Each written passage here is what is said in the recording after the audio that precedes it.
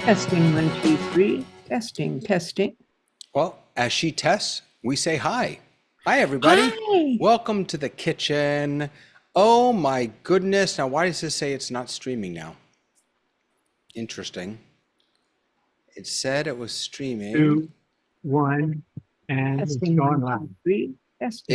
Is it up? Because I Well, can't. as she tests, we say hi. Oh, look Hi, at that. Okay, there it is. Welcome to the kitchen. Oh my goodness. Okay, now turn it off. Okay. This is freaking me out. Strange. I have a pop-up that says, I have a webpage that says it's not streaming. In any case, welcome everyone to the kitchen. Oh my goodness, were there some announcements this week? Oh my goodness. Let's start though by saying hello to everyone. Hello, hello, hello. I'm going to start with my dear friend Ray. Hello, Ray. Hello, my friend. you Happy doing? holidays for those of you who are celebrating. Yes, High happy holy days. Easter if you're celebrating, absolutely. Thank you. And let's see if I get it all right. Happy Good Friday? Yes? Yes, sir. All right. If you are celebrating, wish you all a blessed season. Good to see you. Mike Latta, who had his Easter greetings up on screen, loved it. My Ukrainian-based Easter Ukrainian, greeting. I love that. That's Did you make beautiful. those? I have not, but many years ago, I did learn how to make Ukrainian Easter eggs. Yes. Ooh, pretty. Lovely, lovely, lovely.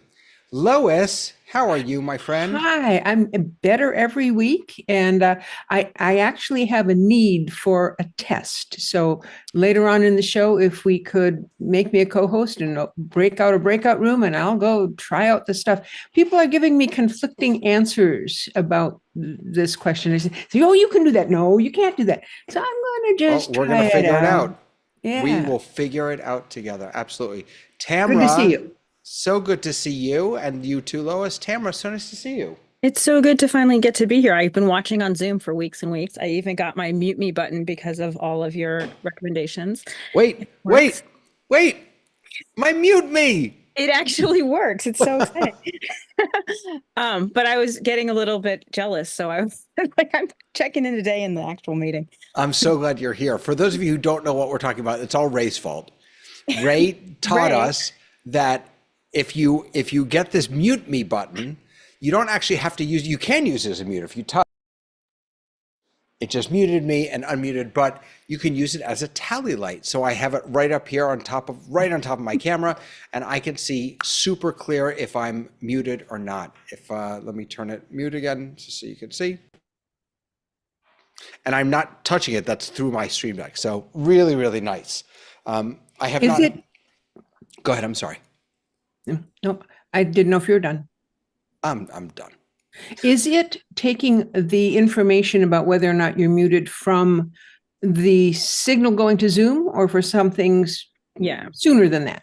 It takes it from basically any conferencing software. It will kind of sit itself on a software side. The software will sit itself in between your mic and the conferencing software, and then it will control that for you. Cool. And like I have a mute button on my Streamer X, but you can only tell visually, but it doesn't actually control your meeting. Like when I press mute here, it actually puts the little red line through the mute button. So it's actually integrated into the software as opposed to kind of just sitting on top of it. Like right. So the mute button on your Streamer X is muting your hardware. It's right. Not muting Exactly. your software. Right? Yeah. Right. Fantastic. Very nice. And Roland is here again. Roland, good to have you back. So I don't know, Lois, do you want to jump in? Do you want me to make you co-host now? You can test first, or should we talk about, the amazing amount Let me get the test out of the way, because, all right. Sometimes I have to go away and come back, go away and come back. All right. So you are now a co-host. And did you say you wanted some breakout rooms? Talk us through what you're doing. Okay, as a co-host, I should be able to get to the Shield and change a setting. And the setting that I want to remove is the ability for people to unmute themselves. Okay, so that they have to request unmute, and then a host or co-host says yes. So then I want to do is I'll go to the breakout room and have somebody else follow me in there and see if they can unmute without asking permission. And that's going to be that's the question. So I see Mike's going to come in there with me. So now I'm a co-host. Okay, wait, before you do, Mhm. so I'm going to make a prediction, because since breakout rooms are very often treated like separate meetings, I'm going to predict that that setting is not persistent in the breakout room and that they will be able but to it is. unmute. See, that's exactly why I'm trying to do it. So- I run an event that has writers come into the main room and then we put them into breakout rooms. And if I don't allow them to unmute themselves, it literally mutes them every time they go in and out of a breakout room. Uh-huh. No, that may be true. But the question is, can they unmute Right, themselves I in think there? they will be able to unmute when they Yeah, I think they might be able to because it's a different meeting. Right. Okay. Ready? And- I'm going to open a breakout room. All right. And I'm going to change that setting now. So that y'all cannot unmute yourselves. I'll change it back when I come out. Okay. Join. all right. So while they're doing that, we will stay here and see. Oh, it's just you and me, right? Oh, and Hasmuk.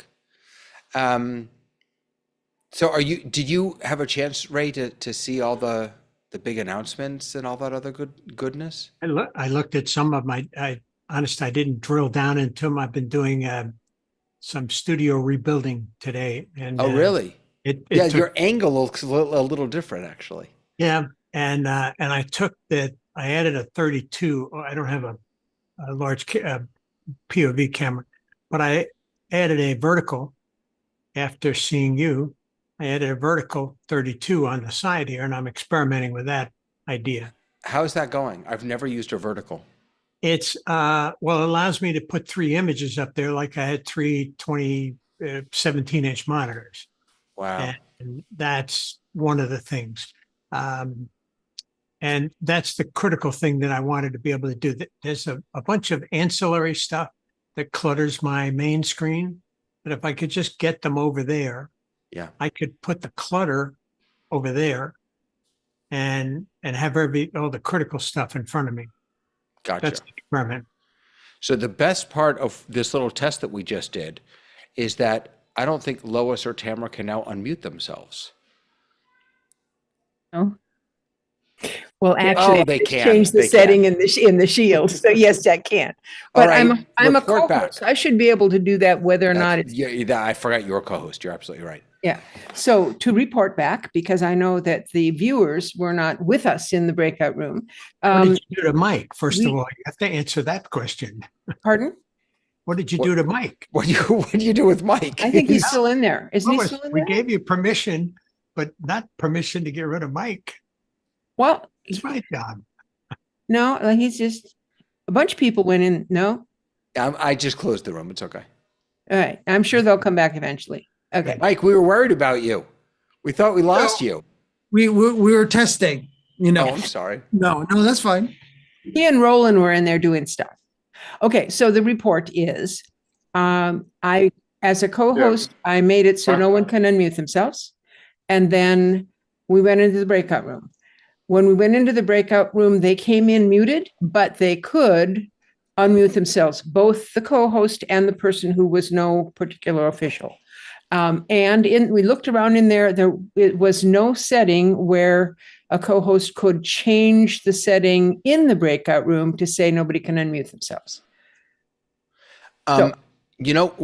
Sorry, Lois, I just want to say, I think that the reason they entered that room muted is because in this meeting, this meeting is set up to mute all upon entry.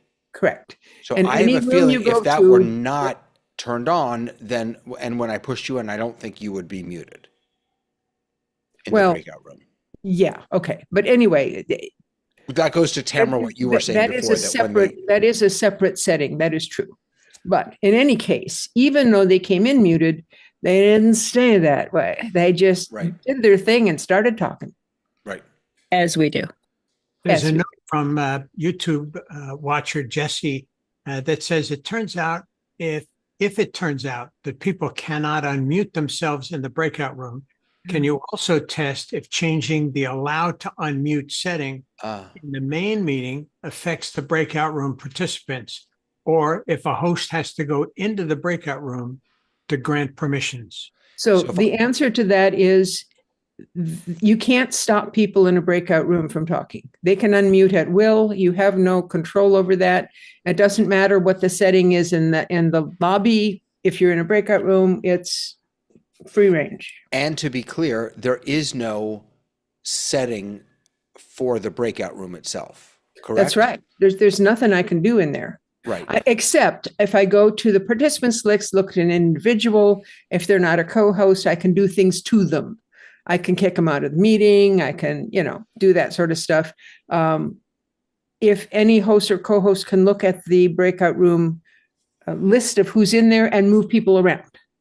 So, but that is irregardless of where you are, that last piece. Right. So I think that answers Jesse's question, right? That yes and no. I mean, if the way I understand his question is, if you are in a breakout room and I, as the host, while you're in the breakout room, change the setting allow to unmute. I don't think it'll make a difference because I don't think it will either. But Right. we'll try it. Okay, Should we Jesse, try it? I'm going in. All right, wait, I have to open a room. Hold on a second. Oh, Tamara, go ahead. Oh no, I was going to report on something new that I learned using my mute me button. All right, hold on 1 second. Let's Yeah. just do, so Lois, so hold on a second. So let's just check everything. So I've got, right now, we've got unmute themselves as on. So you can go in. Okay. And I will, and then mute, you should enter that muted, Mhm. count to 10 so that I can turn this off and then try and unmute yourself. I'm Okay, positive great. you'll be able to. But let's And see. Tamara, wait till I get back. I want to hear what you got to say. I will. All right, so she's now counting to 10. So I'm going to go into security settings and I'm going to uncheck unmute themselves. So now Tamara, for example, should not be able to unmute herself. Right, she can't. And Lois is coming back. Neener, you can't shut me up. Yeah. So That's when what I I got to the breakout room, I was muted because of the other setting, but I counted to 10. I still could unmute myself. Okay, great. That's what I figured. Mike can confirm that he was there too. So Yep. what's the It word? really does go to the idea that breakout rooms really are separate meetings and that the controls are not persistent across. Well, I was going to offer proof to that because my mute me button is green when it is on and red when it is not on. But when you are not in a meeting, you can select a color for it. So mine is blue. So there was a time in the transition from this meeting to that meeting where I was in no Zoom meeting. I was flying in between and it went to blue. So I was like, see, we are actually not in the same meeting. If we ever needed proof, mute me gives us that. That's interesting. I haven't been able to get that third color to work on my mute me button. So I had not seen it in anything else, but well, I have seen it when I'm out of Zoom and it's just on, it'll be that other color. So See, when I'm out of Zoom and Zoom is open, I always have Zoom open. It's just not in a meeting. I never get that other color. Well, I have gotten it, but again, mine is new. I got it yesterday. But that was really fascinating because both times I was like, why is it blue? And I'm like, oh, I'm not in a meeting. I'm not in a Zoom Interesting. meeting at all. I'm in space in between two meetings. So for those of us who are always wondering, it is in fact a separate meeting, and going from one to the other is just like that sign up space where you were. Hey, Jesse's here. Hey, Jesse. Hey, Jesse. I realized no one can see me talking to you when I'm watching it on YouTube, so I thought I would join the Zoom. Good to have you here. Yeah, you can almost think of it as the meeting it's like nested meetings, right? So you have your main meeting, and then each breakout room is a nested meeting under that main meeting. If you think of even a flow chart in that regards. And there's a little insulation around it. So you have to, it's like tunnel through something to get there.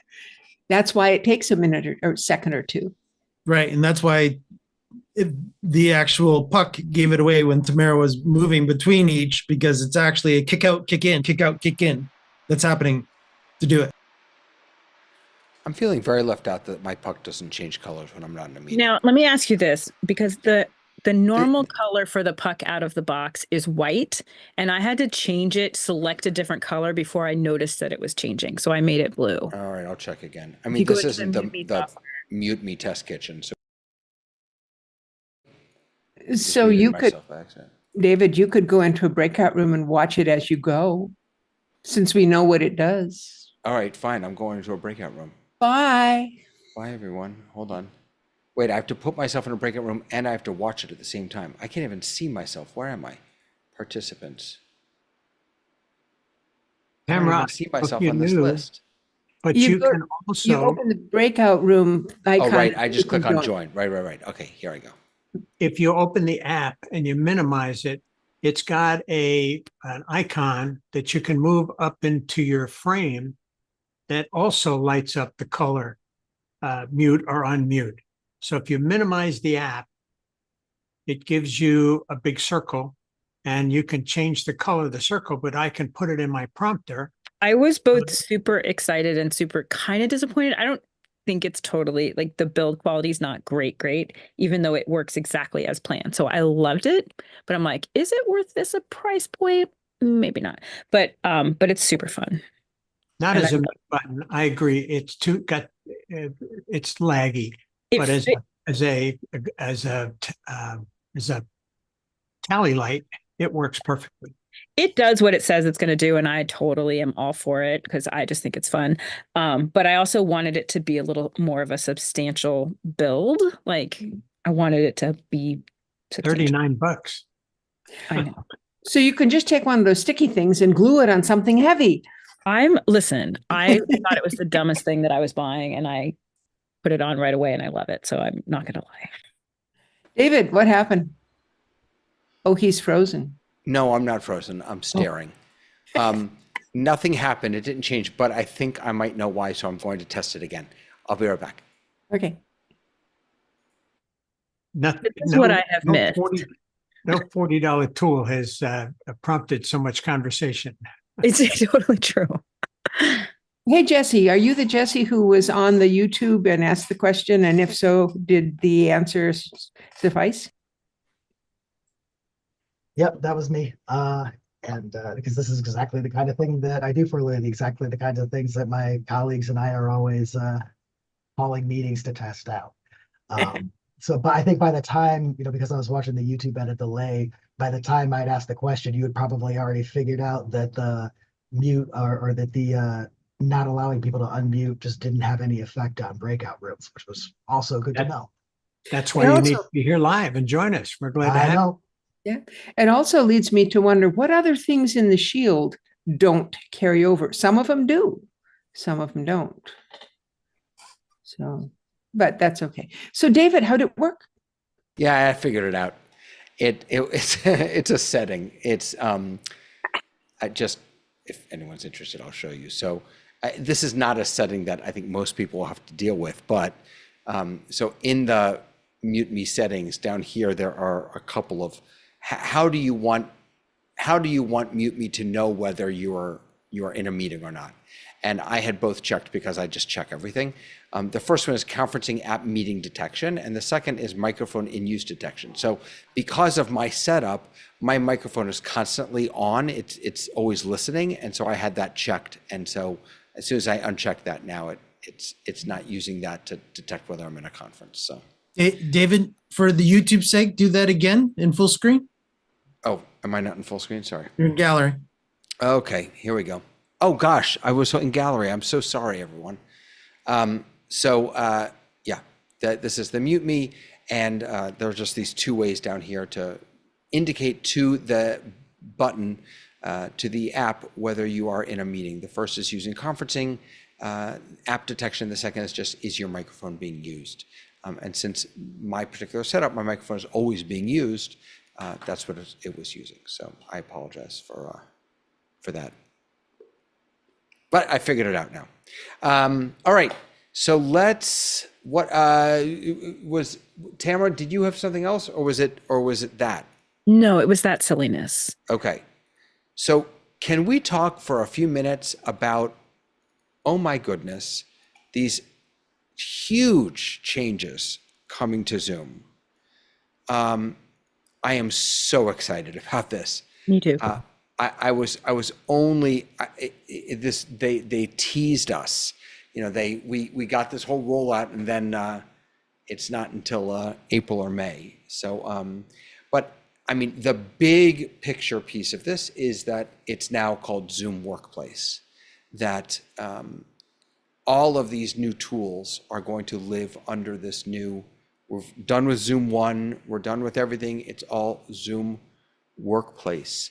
You can still have a basic account or a pro account or a business account, but they all fit under there. They are doubling down on this AI powered piece. They're now talking about an open collaboration platform, and new AI companion expansions to help reimagine teamwork, AI companion for Zoom Phone, Ask AI, a new refreshed look through the Zoom app. I mean, AI companion is going to be at the center of all of this. And I have not been terribly excited about Zoom's AI, or I think that most people are not doing it terribly well yet. We'll have to see. Though I did see a report somewhere that Mike, maybe you posted this actually, something about the percentage of the transcript that AI companion gets right, or the percentage of the report, or something like that, which was really high. Yeah, it was in the high 90s, if I remember correctly from the study. Yep. So let's just take a look at some of this stuff here. So some of the new, I really hope it does look like this. I love this look. Although I'm very curious what it's going to look like in dark mode, because I run everything in dark mode. So I'm not sure, but they're integrating the calendar and the meetings tab, which makes perfect sense. You've got your Ask AI companion right over here on the side, a proposed agenda, reminders for Zoom Phone, AI companion task extraction. You can see it over here. So there's a phone call, and then it's going to offer to create a task for you. And some new looks to an actual Zoom meeting. That's one of my favorite things right there that you're showing.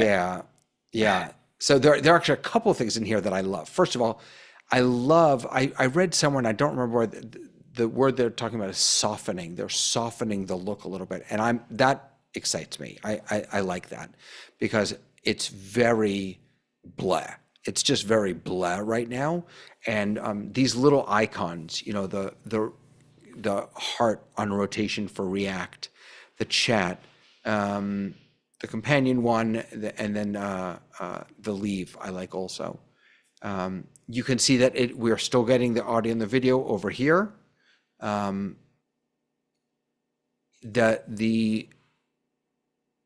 They do have different names though. I wonder what that's going to say, because when I look at mine right now, it says stop video or start video. This one just says video. This one says audio. I wonder if, I'm not sure if those will be, they must be dynamic. I'm sure of that. They're also putting host tools under one shield, as you had mentioned before, Lois, that shield. So I really like the UI here. And then there's this right here, which is just really, really interesting. That's super stunning. It looks like it can only do 2 people at a time at the moment, but I love that idea, because you put somebody on speaker mode, and then as soon as someone coughs, they get kicked off of the stage. And like, this is a really like just a lovely way of having both things be true. Right. It's spotlighting with Mhm. gallery view all in one. Yeah. Right. It's super neat. Could we spotlight you, David, so that people on YouTube could see better? Thank you. Sorry. I'm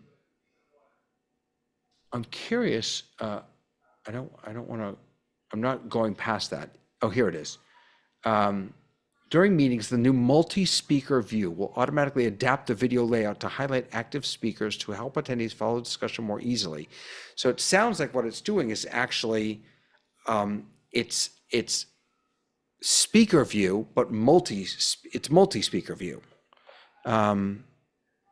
It's going to illuminate users' faces in poor light, generative AI virtual backgrounds, okay. The customizable toolbar.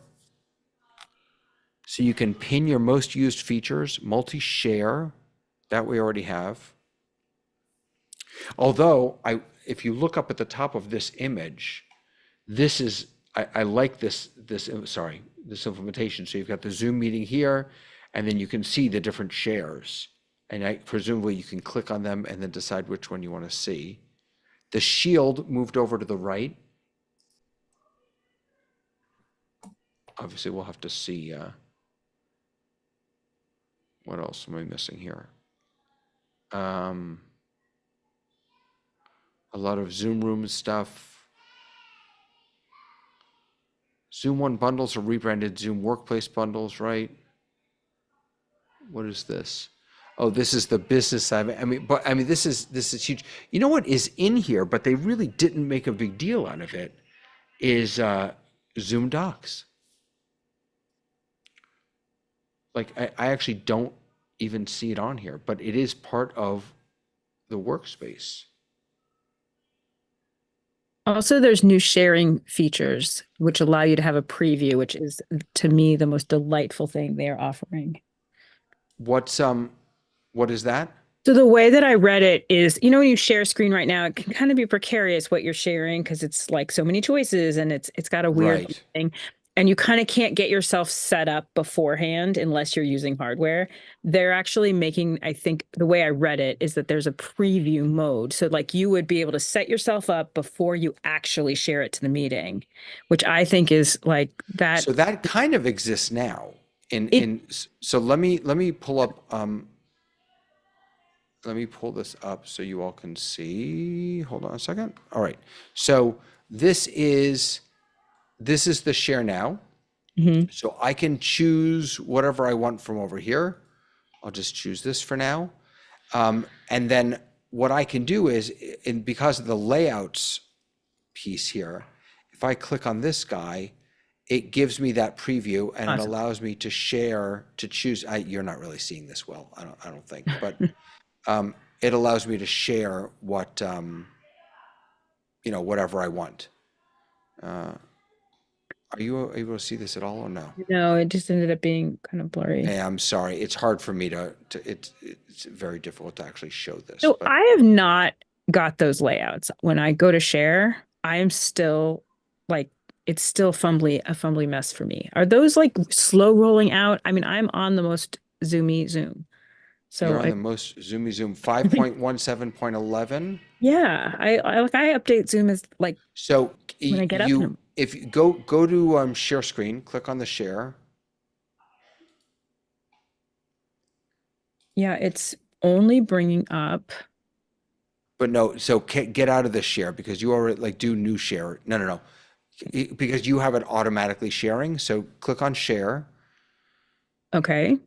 And then you should see on the right. So now, did it go into auto share or no? No, I click on share and it just auto does. Right. So that's a setting that you can change. So go to new share. Don't stop. Go to new share. Okay. Yeah. And now on the right-hand side, you see the layouts. I do not. Yeah, you do. I'm looking at them. Oh, yeah, I do. Never mind. Yeah. I do. So the reason you're not seeing this pop up is you have it set to automatically share your main monitor. How do I make that not happen? Yeah. Okay. That's easy to turn folks, off. help me.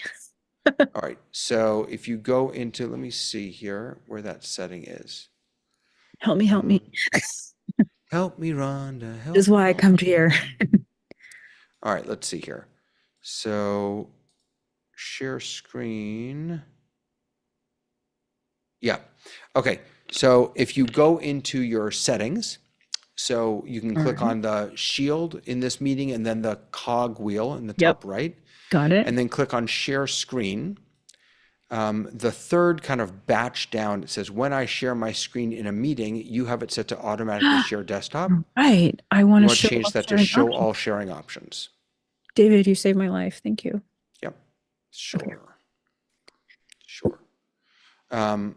But the layouts piece is new on top of that you can, and actually I saw someone using this for the first time the other day, and it was actually really nice. I was in a class and they were sharing a video, and he put himself in the bottom corner, green screened out. And I don't like the green screen, but it was really nice. It was just a really nice experience to not have him disappear into that top right corner. So that was like, hey, Hasbrook, I didn't see you jump in. Good to see you, my friend. Yeah, Lois, hi. So, I like to multitask. And there was a message that got sent to me directly. I don't think everybody else saw it, that you can go to the Mute Me place and download the controller, even if you don't have a button. And then it'll appear as a thing. So I'm having trouble making it actually correspond to when you can hear me and when you can't. So I'm wondering if I shared these settings, could you tell me what I'm doing wrong? Yeah, this was actually Welcome to the Mute Me Test Kitchen. Yeah, this actually was a suggestion from Thomas that's watching us on YouTube. All right, go for it. Go ahead. Let's do it. Okay. We'll get back to all this other Zoom stuff, this nonsensical Zoom stuff soon, I promise. Right. Okay, so here I am. And these are the Zoom settings right in here. And now right now it says green, which means I'm on or Unmuted. Right. I'm unmuted. Okay. So if I mute myself, nothing changes. If I change this microphone in use detection, it turns blue. Right. So you need If I to set change this up with this, no, but you need if to I- set this up with Zoom. So you have to go into app sync settings. in Zoom, No, right here. right In here, this- yeah, app sync settings. yeah. Okay. And you have to set up Zoom you have to move it to level 3.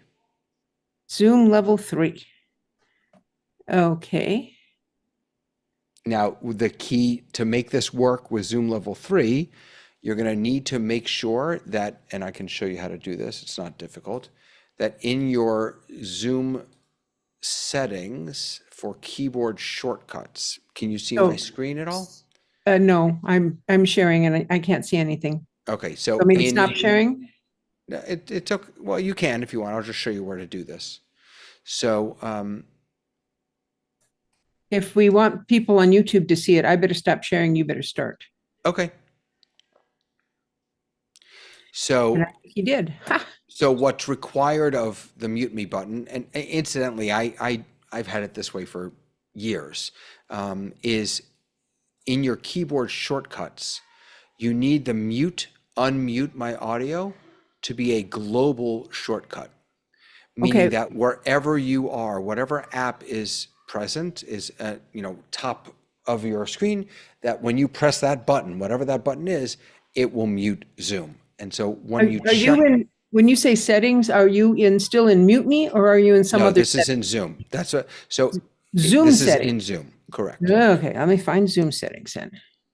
Right, so in Zoom settings, you need to make sure that unmute my audio is set to, enabled as a global shortcut. Then in the Mute Me software, you can put it on level 3 or whatever it's called. I don't understand the levels, to be honest with you. You see what you caused, Ray? Oh, so the problem, I guess, is that on my keyboard, I have a button that will mute and unmute. So I have melded my my keyboard shortcut to the the F16 button. So I'm thinking that may be the problem, is that No, that it's shouldn't not be an issue. doing Do you have it enabled as a global shortcut? yeah, It is. yeah. Was it before, or did you just Yes. toggle No, that on? it's been that Oh, way. it was. Yeah, that button shouldn't do anything. Well, try it now. Now that you turned on level 3, there you go. Aha. Yeah. So you had to just put it on level 3, and in order for level 3 to work, you have to make sure this setting is set up. But you already have It so already it's good to go. was. Okay. Yep. So there we go. So now where do it says that you can put this little red thing someplace on your screen. So if you can put it in your dock. If you look at my screen, it's way up here. It just kind of sits in not my dock, sorry, my menu. And if I just There it is. It's it there. will mute me. Yeah. And it'll mute and unmute you. Oh, it's beautiful. It's You can also put it in tiny, your, but it's you can beautiful. also put it in your dock if you want something a little bigger. Nah, my dock is hidden until I go and Yeah. try to get something out of it. So Yeah. I need all the screen space I can get. There you go. Thank you all. Surely, surely. All right. Back to Zoom Save me land. $40, by the way. That's right. That's right. So in any case, I was just saying before that I was a little surprised that, oh, see, this is the old, I'm just looking up the announcement, but that's the old announcement. Zoom Workspace. You see, it's not, it's really not talking a lot about docs at all, but I did see that in the, oh no, that's interesting. So there's hey, Zoom, if you're listening, some of your links are broken. Zoom Workplace, that's not good. If you get tired of scrolling, you can use the Command F key to search for a word. Yeah. So here is now, I mean, we can already begin to see the new look of things. So now, if I go to products, this is what I get now. So you can see meetings, team chat, phone, mail, calendar, scheduler, docs. So this is the old, it's the old one. Whiteboard, clips, which we've looked at before, and notes.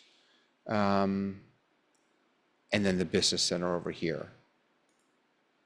Yeah, we're definitely, I mean, it's interesting that we're, we can even see the, some of the different look, depending on what you click on. I wanted to say one other thing about the AI piece of this. Do you all know Khan Academy? You ever heard of Khan Academy?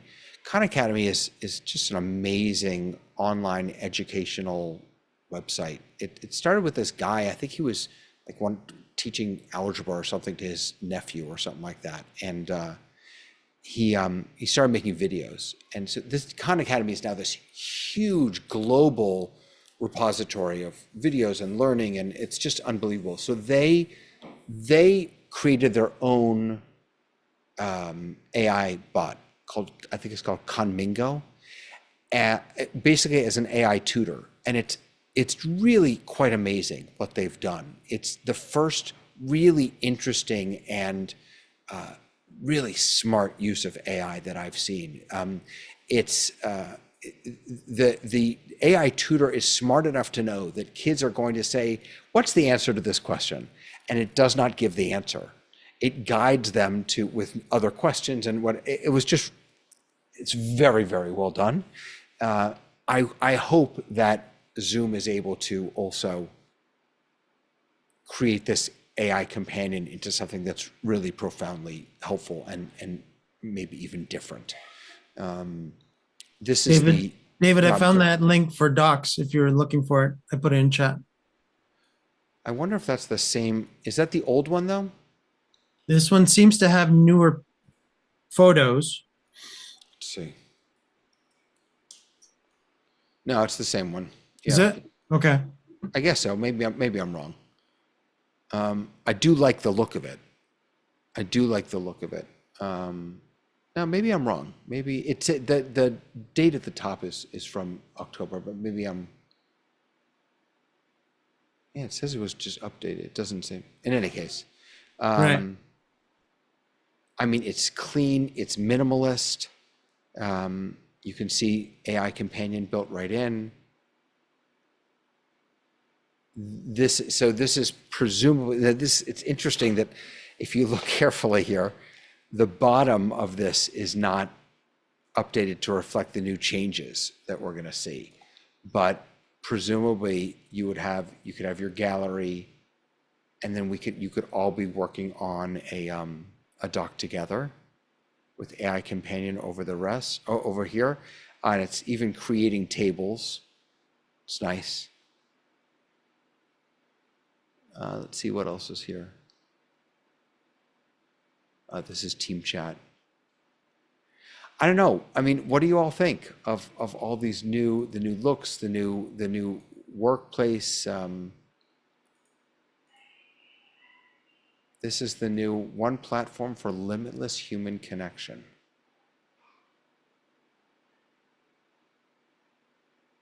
So I guess, 99% of us will live over here, but events and sessions and webinars is over here. So David, can you just clarify for me, if you have a regular standard Zoom call, a Zoom meeting, you've got a pro account, you're paid, you're not free, but is that workplace something that involves us, or is that for bigger people who have more? it's a rebranding. I mean, it's not just a rebranding. There's a lot of new stuff, but pursuant to your question, it's just a rebranding. The basic plan, the pro plan, these are all now just, instead of Zoom One, they're part of Zoom Workplace. And AI Companion is built in, and Clips is built in if you're a pro, and all of that. But it's not. I don't know. We don't know yet, or I don't know yet, if like Zoom Docs will be free for everyone. I don't know yet. But it looks to me like it's just, from that perspective, it's a rebranding, if that makes sense. Their pricing's gone down. Has it? Yeah, it's $14.99 for a pro account now, currently. Unless, oh no, Really? it's gone up actually. If you look at this $12.49 is for annually, and it says $15.99 billed monthly, so it would actually go up a month, and $1 a month. Oh, okay. All right. Well, you're getting, I guess, a lot more, Right. presumably. Yeah. In one of the chats, the discords of many things that we all attend, someone, probably Andy, posted a thing on in meetings how they're going to change like the look, like you can change your background from this black box that we're in to like blue, and you can unify all of the boxes inside to have a similar coloring. Is that in regular meetings too? It seemed like it was. It Is that a significant change to the Zoom experience for just average users in a meeting? Yeah, it is. Let me see if I can find that for us. I believe that is under video. We can see it now, but I don't think it actually changes anything unless I'm crazy. Video settings. All right. No, maybe I'm wrong.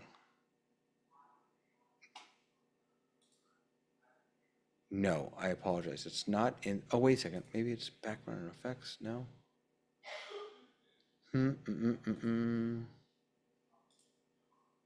It's got to be on the back end then. Let me open up. I'm lost. What are you looking for? Do you want to explain, Tamara, what? Yeah, I'm trying to look for the thing that made me interested in it. Like one of the posts that, so right now, if you just look at your screen in front of you, you see a bunch of boxes, and it's like in a black void. So one of the next iterations will give you an opportunity to, from what I understand, to like adjust that background so that it's not a black void. It's like themed or whatever. I don't know if that's going to be something that is just kind of, you can kind of the way we can choose backgrounds now, if it's like that, or if it's actually something else. And I don't know if it's tied into Unreal Engine, because I'm looking for someone who's super techie enough to explain that to me. Like how that integrates. That seems like crazy to me.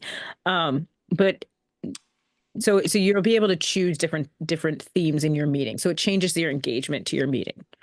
Is that where the immersive view used to be, or is it maybe an app? No. It's not called background. There's another name for it. No, and that's I'm looking for it too, David. I shouldn't have brought it up without having more. No, you should have. Now What's we're the all other going to be name for it? crazy. But it was one of those things that I thought was really interesting. It's give me a moment here. In meeting advanced.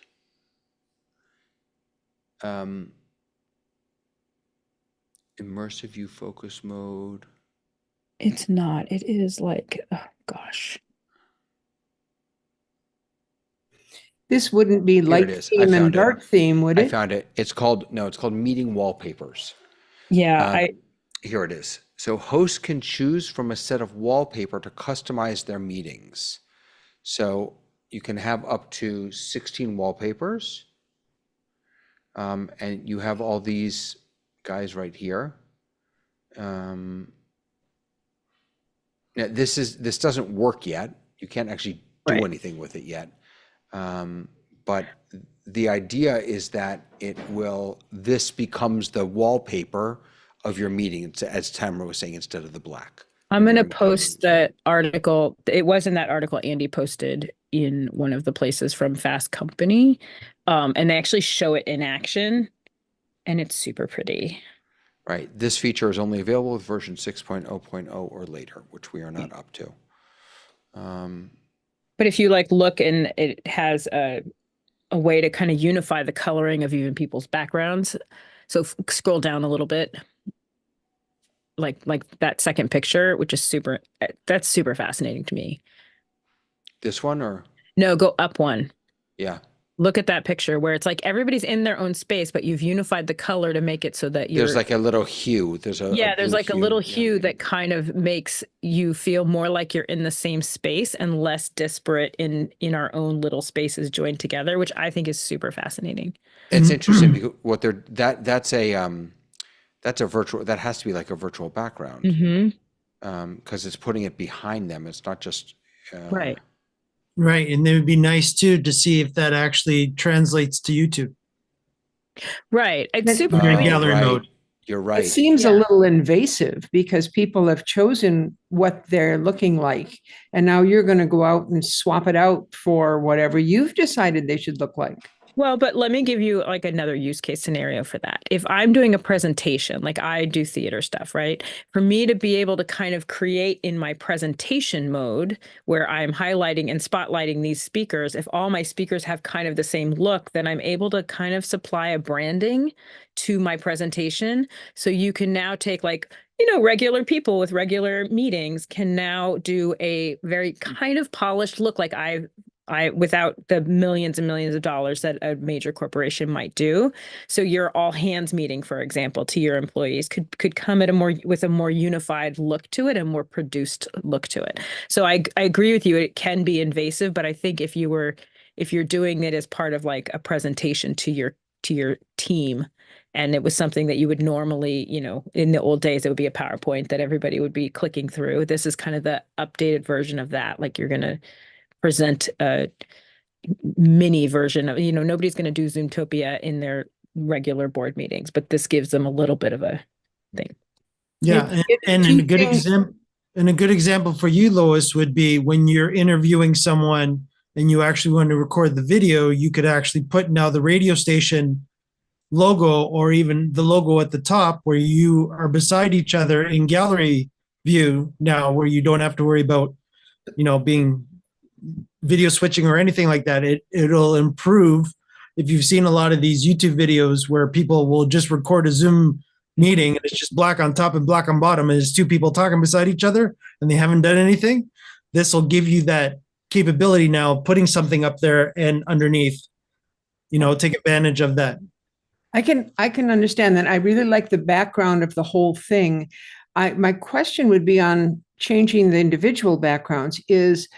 It could be that they're not actually changing the background, they're just tinting it a little bit so that you would still see my stuff, but it would be kind of grayed out. That's what it looks like. Or it could be that you would need to get permission from people on other ones, have one of those little things flash up on your screen and say, yeah, I agree, before that could happen. Because if neither of those was true, then I could see problems with it. So I'm sure they've thought about all of this.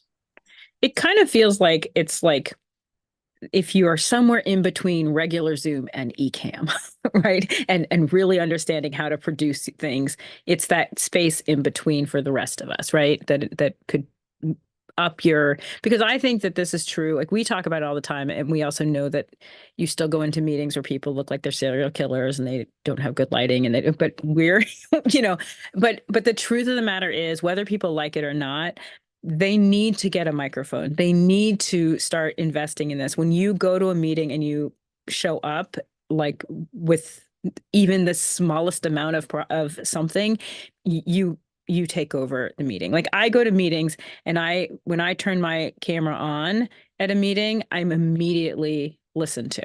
Immediately. They're like, oh, you had something to say? And it's not that I have anything more to say, and it's not my rank in the company, because I'm pretty low in the company that I'm in right now. So it really, you do have to plan to show up. And so at some point people are going to start doing that. And this feels like that step in between that gives like regular people who aren't quite ready some way of doing that. David, what I noticed in the blog posting that I put into chat is that there is a YouTube video there that does give a little bit of sneak peek of some screen shots. So just FYI on that. It was the actual blog posting for the Zoom Workplace launch. If you go down to pictures on the Fast Company article, you can also see they're cycling through some different options. You can kind of see how it works.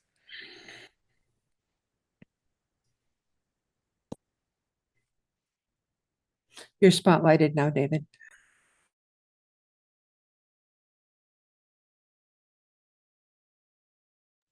Yes, they are tinting the background. You can see that the bookcase stays the same, but it's got little bits added to it. Yeah, it's a layer on top, and David, you are muted. I just had an entire conversation with myself. Sorry.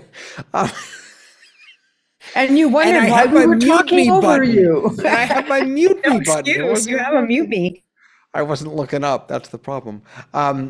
No, I just want to say this makes me a little seasick, actually. But it is interesting that they have stuff going over the people. I mean, there's a lot of stuff going here. I actually. It actually looks like it's going over top. It's like a whole layer over top of everything too, because it's over the buttons in the bottom.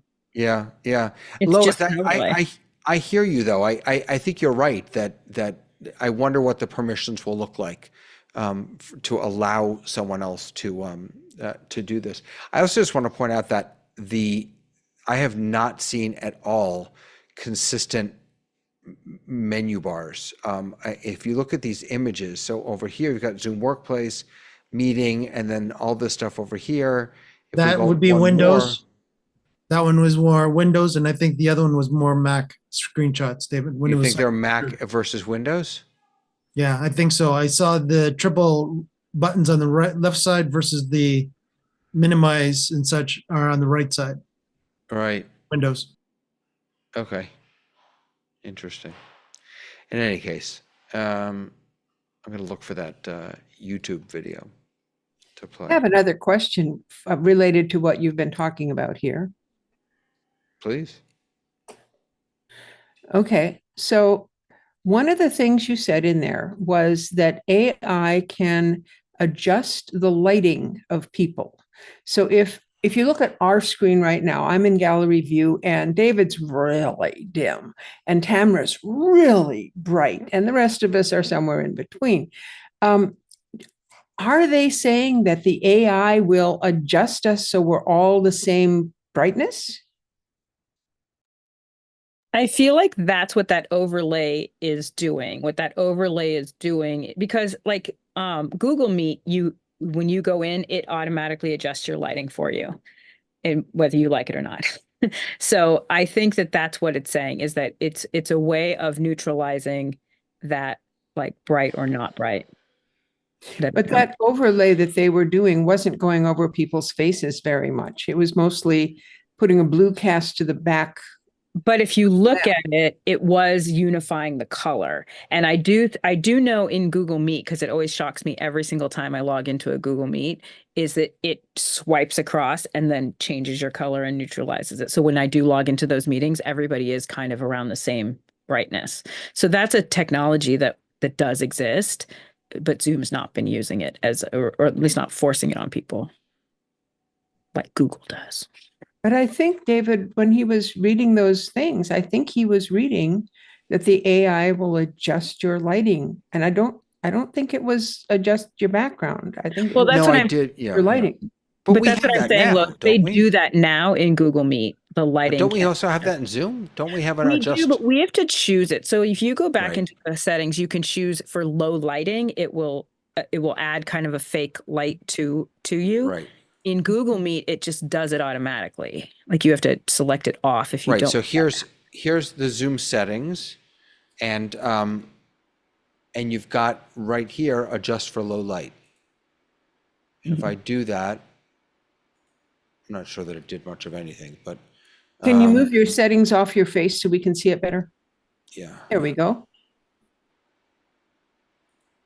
It did a little, not a Yeah. lot. So that's there. I don't know if there will be more than that, if it will be doing more than that or not. By the way, Tamara, also I found there's in this article, it talks all about the screen sharing, which really is, we kind of fixed your problem a little, but Right. this, I don't quite understand a new screen that lets you set up your screen share before it goes to everyone. That seems, I thought that's what we already have. But what you can do is, instead of, let's say I have a Google Doc open that I want to share and a YouTube video, but I also have my mail app and X open. Now I can choose specific apps on my desktop, and it will hide the other apps sitting underneath it, which is interesting. It also says here it's going to allow multiple attendees to screen share at the same time. But again, I think we have that already. Yeah. So I'm not quite The other sure I thing understand. that I think that article addresses, because I'm sure that's where I saw it, that article talks about the screen share. Like, right now, yes, you can choose where you want to screen share, but what they're saying is a lot of people have, like, the complication is that people do what I did, right? They set it up and then people can see their background. And so it read like there's going to be one extra little step so that you could make sure that what you are sharing is not your desktop. Like, we don't want to see everyone's messy desktops anymore. We don't want that. People are saying that's my private space. I don't actually want people to see that. It may also be, and I think it's a wonderful tool, because I am very frequently sharing a portion of screen. That's mostly how I do it. I want that part of the screen, and I've got things stacked, and I just, so I like that. But if you go and share a screen with portion of screen, then you have to go and move the little green box while everybody's going, whoa, what she wrote. So I love that it's going to be able to be a preview. That's perfect. I do too, because I mean, obviously I work in television, so there's a lot of stuff on my desktop that is proprietary too. So, it's like even in a meeting, I'll be like, oh my gosh, wait, we can't see that part of my desktop. So I think it's super important. I think it's a really good tool, and to be able to just set it up and know for sure exactly what you're sharing, because I do portion screen too, and it is persistent between places. But if I don't have something in that exact location, then it's a little messy for a minute. And so I love this idea. One of the things that I like to do when if I know I'm going to be sharing screen and doing stuff on a Zoom call is I will go in and I'll leave the app open that I know I'm going to use, like maybe it's the Chrome or maybe it's something else. And then I will hide everything else. And all that is left, you don't see the little folders on my desktop. All that is left is this beautiful map of the world and where the sunlight is now. And that persists, even if you say hide everything else, that one persists. So I could show you my beautiful world map. By the way, Lois, you know what you just said reminded me, Tamara, when I don't really screen share because I'm using third party to bring things on, but when I did screen share, I actually did have that setting that you just turned off, turned on. And the reason I did is because I always knew that this screen, my primary display, that's what I was going to share. And so I just made sure that if I had other stuff I didn't want to share, I never put it on that screen. And whatever I wanted to share, I made it full screen on that monitor. And I feel like that's why I have it as well. I think one other thing that they mentioned, which is something that's already in Google, so this is not new technology necessarily, is that you'll be able to share tab, be very granular about what you want to share. So like with Google Meets, you can, when you go to share, it asks, do you want to share the screen? Do you want to share the tab? Do you want to share this? So you can be like super specific about what's happening. It seems like Zoom is like, yeah, we'll do that too. see, and I feel it's interesting because I feel like we kind of already have that. I mean, so again, I'm just going to pull up my screen share. So you've got your desktops, you've got your apps, you've got the individual windows for each app. I don't have a heck of a lot open, but you could choose portion of screen slides. Maybe they're just cleaning up the way you access all this, because right now it's not, I don't find this at all user friendly. But it's all there. And incidentally, there is, along with being able to share Zoom docs and collaborate on those in real time, they're also allowing you to now bring in, or they will be allowing us to bring in Google Docs or Office 365 docs live in meetings and collaborate in real time, which I think is really interesting, because what it says is they are not saying this new technology of sharing and and collaborating in real time is only going to work with our docs solution. They're making this available to, I mean, unfortunately, I'm not sure why then I would need Zoom docs. Maybe it's the AI companion piece. Maybe I'll need to wait and see. But they say here, these documents, let me put, in the past few years, we talk about hybrid work, yada, yada, yada. That's not important. These documents, meaning either the Zoom docs, Google Docs, or Office 365 docs, they will float on top of the interface just like web browser tabs. In fact, Zoom basically built a web browser into its meeting software. And it's using web APIs offered by companies like Microsoft to allow you to load your files into the shared Zoom chat space for remote collaborative work, the anti-walled garden approach. And not everybody uses Google. So I think it's great that Zoom has a place where you can share your docs. Yeah. Yeah, I do like that you really have a more flexibility about what you're using, because I'm in a Google space now for the show I'm on. And there's part of it that's great. And then there's a part of it's like, you know what? Google Sheets does not do what Excel does. It can pretend, but there are things Excel does that is just more robust. But we can't really use any of those other things because you're stuck with this universe. I have spent it's budget week where I am, and I've spent the past 2 weeks with my face just shoved into Google spreadsheets, and I've got Google spreadsheets over here, and I've got ChatGPT over here, because I don't know how to write any of the formulas to do anything. So I always ask ChatGPT That's the best way to go. To tell me the formula. There was one thing in particular I needed it to do, and it just couldn't get it right. And I finally gave up and I did it a different way. But yeah, so I did not expect Zoom to play as nicely as it looks like it's going to with with these other tools. Mike, I'm sorry, I think I cut you off before. Yeah, no, I was just going to say you could almost think of it as when you're reading there about the fact that they're basically bringing in a browser within Zoom, you can almost think of it to the equivalent of OBS or even any other video switcher that allows you to do a browser input, right? So that's basically what it's basically doing is it's now saying, okay, if you put in this URL during the meeting, boop, here we go. Now that'll be its own potentially share, right? And then you turn on the collaborative part of it, and then you can go from there. Yeah, you know, let me just open, I'm going to open a browser real quick on this other machine because, and again, I know this is not the Ecamm show and I apologize, but Ecamm actually just did, Torah Tech, here we go. So Ecamm, I think, did something very similar to this. So if I go into, and you can do this with vMix and all the others, I'm sure. Thank you for spotlighting me. Sorry about that.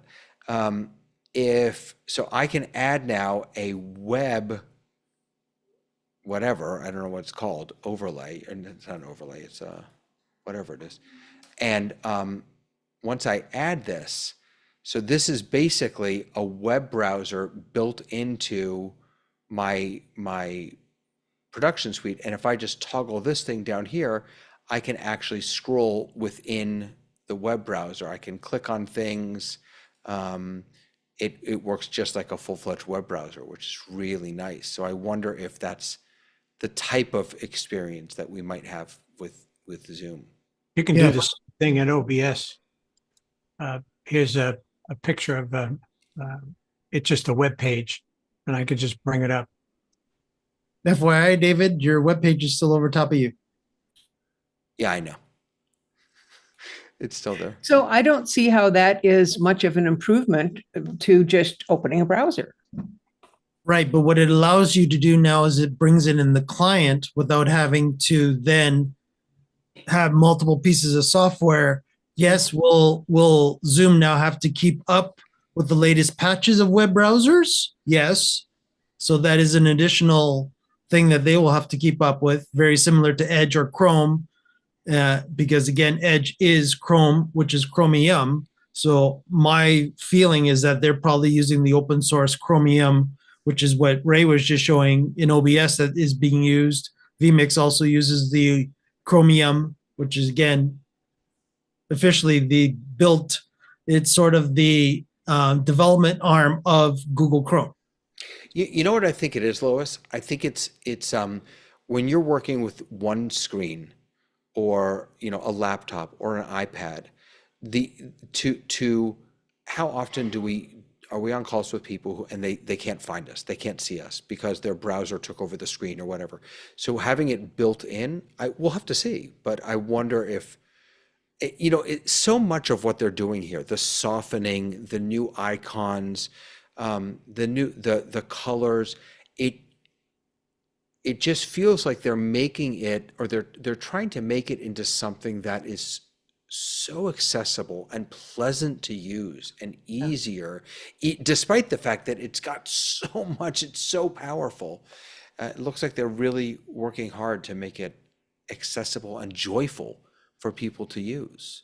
And it also means that if you're using that, it doesn't matter if you're on Windows or Mac. You're using Zoom, so it's the thing. It's not dependent upon lots of other stuff. To that point, I have a question for y'all. If I'm working with someone, they suddenly say, "I can't see you anymore," and they're on a Mac, it's no problem. I say, go down to the dock and click that little Zoom icon, and it'll pop right to the front. What is the equivalent to tell someone who's working on a Windows machine? I don't do Windows, so I don't know. Anybody? Are we talking about bring to front, Lois? Is that what we're talking about? So when the Zoom is hidden, and how do you get the Zoom back to the front on Windows? Alt tab, and it brings up everything, all that's open, and you just pick the one you want, all that's available, and you just pick the one you want. Alt tab. That's on Mac. Is it true on Windows also? No, on PC. On Windows. Okay. Yeah, on Windows as well. So, yeah. that gives you a list of all of them. You can choose which one you want. But It's is there actually something pictures- that actually pictures of each window. is there something that on your screen you can see, oh, there's Zoom, and you click it? Is there anything like that on Windows? Yeah. You have a dock. Alt tab will open it up so that the Yes, whole I hear screen you. will be filled, and you can pick the one you want. And Okay. down the bottom, we have the same thing that you have on Mac, and you just click on Zoom down below. So that would work also? Taskbar. Yeah. Taskbar. Thank you. Yeah. Taskbar. Yeah. Now again, if the user has disabled or hidden the taskbar, they would have to pull up their taskbar similar to like you would on Mac. If you, again, hide your taskbar to give it a little more screen, again, same scenario on Windows. Thank But you yes. all. Hello, John. How goes? Hey, John. Hi. It's going quite well, really. Except I fun. decided to move all You're my here. office around again and had to replug everything in. So it's amazing how many wires you use, isn't it? Let's see. This used to go here. Wonder where it goes now. I just went through that because I've added a Mac to my system. So now I have a PC side and a Mac side. And nary the twain shall meet. I have my Ivy in the middle as the teleprompter. And that separates the two. But it's very confusing for me because I still have to use the two keyboards. I have sync that'll get me all around, but it doesn't always get from there to there as fast as you'd like.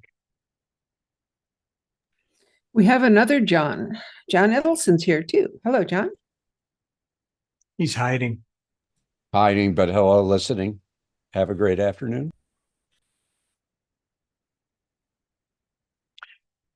John and I had a meeting at 5:30 this morning, his time.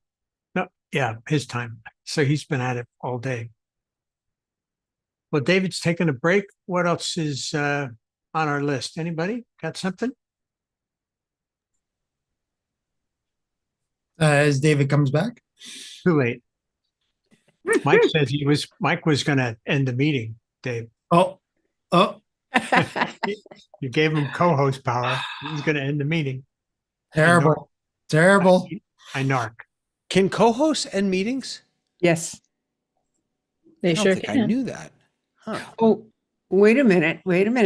That's why it's dangerous. Of That's course. Yes. And they can close breakout rooms, which is also dangerous. Hey, John. Yeah, I can close breakout rooms, but right now I cannot by going to leave meeting. I do not have the option to shut down the meeting as co-host. Co-hosts can close meetings. Say that again, Roland. Co-hosts cannot close meetings. They can't close it. I didn't think so. No. That would be a way too much power to give to folks. What happens sometimes is I could not No. end the meeting. You When I kicked click the yourself button, out. Well, usually when you're hosted, you go down to that leave button and it pops up a little thing. Which way do you want to leave? You don't want to close the meeting or you want to give somebody else? And it just kicked me out. So I have no power now because I'm no longer a co-host. So I can hook you up again. that's okay. You're safe. Josh, oh my goodness, Josh is here. I leave a meeting and what happens? Josh arrives. I'm going to have to leave meetings more often. You summoned Hello, them. Lois. How you doing, Josh? Good to see you.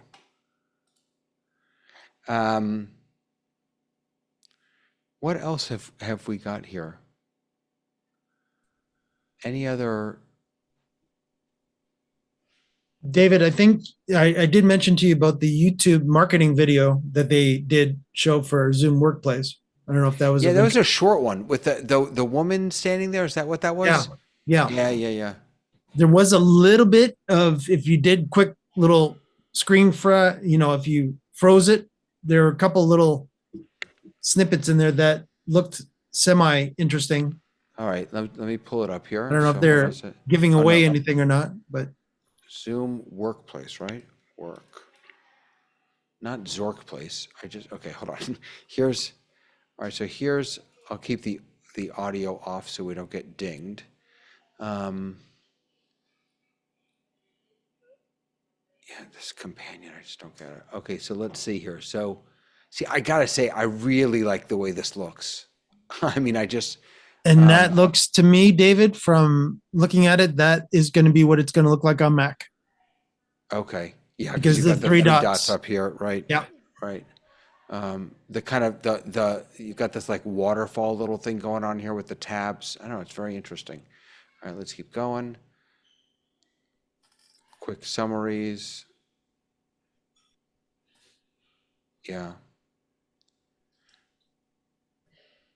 So here we go again with this. Also, this is Mac.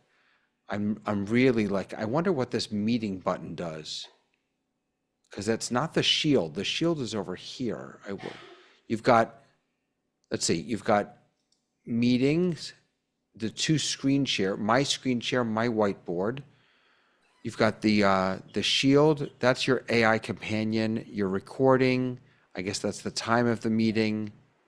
I'm not sure what that is. And then your views.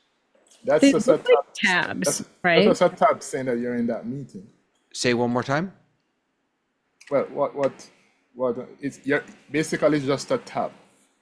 What's just a tab? This meeting thing, you think? Meetings, right? Indicating that you're in the Oh, I understand what you're saying. Right. So you can toggle between looking at the meeting, looking at the screen share, looking at the whiteboard. Ah. It's essentially a web browser, right? And they've Oh my goodness, designed how it so that it interesting. doesn't look like a web browser.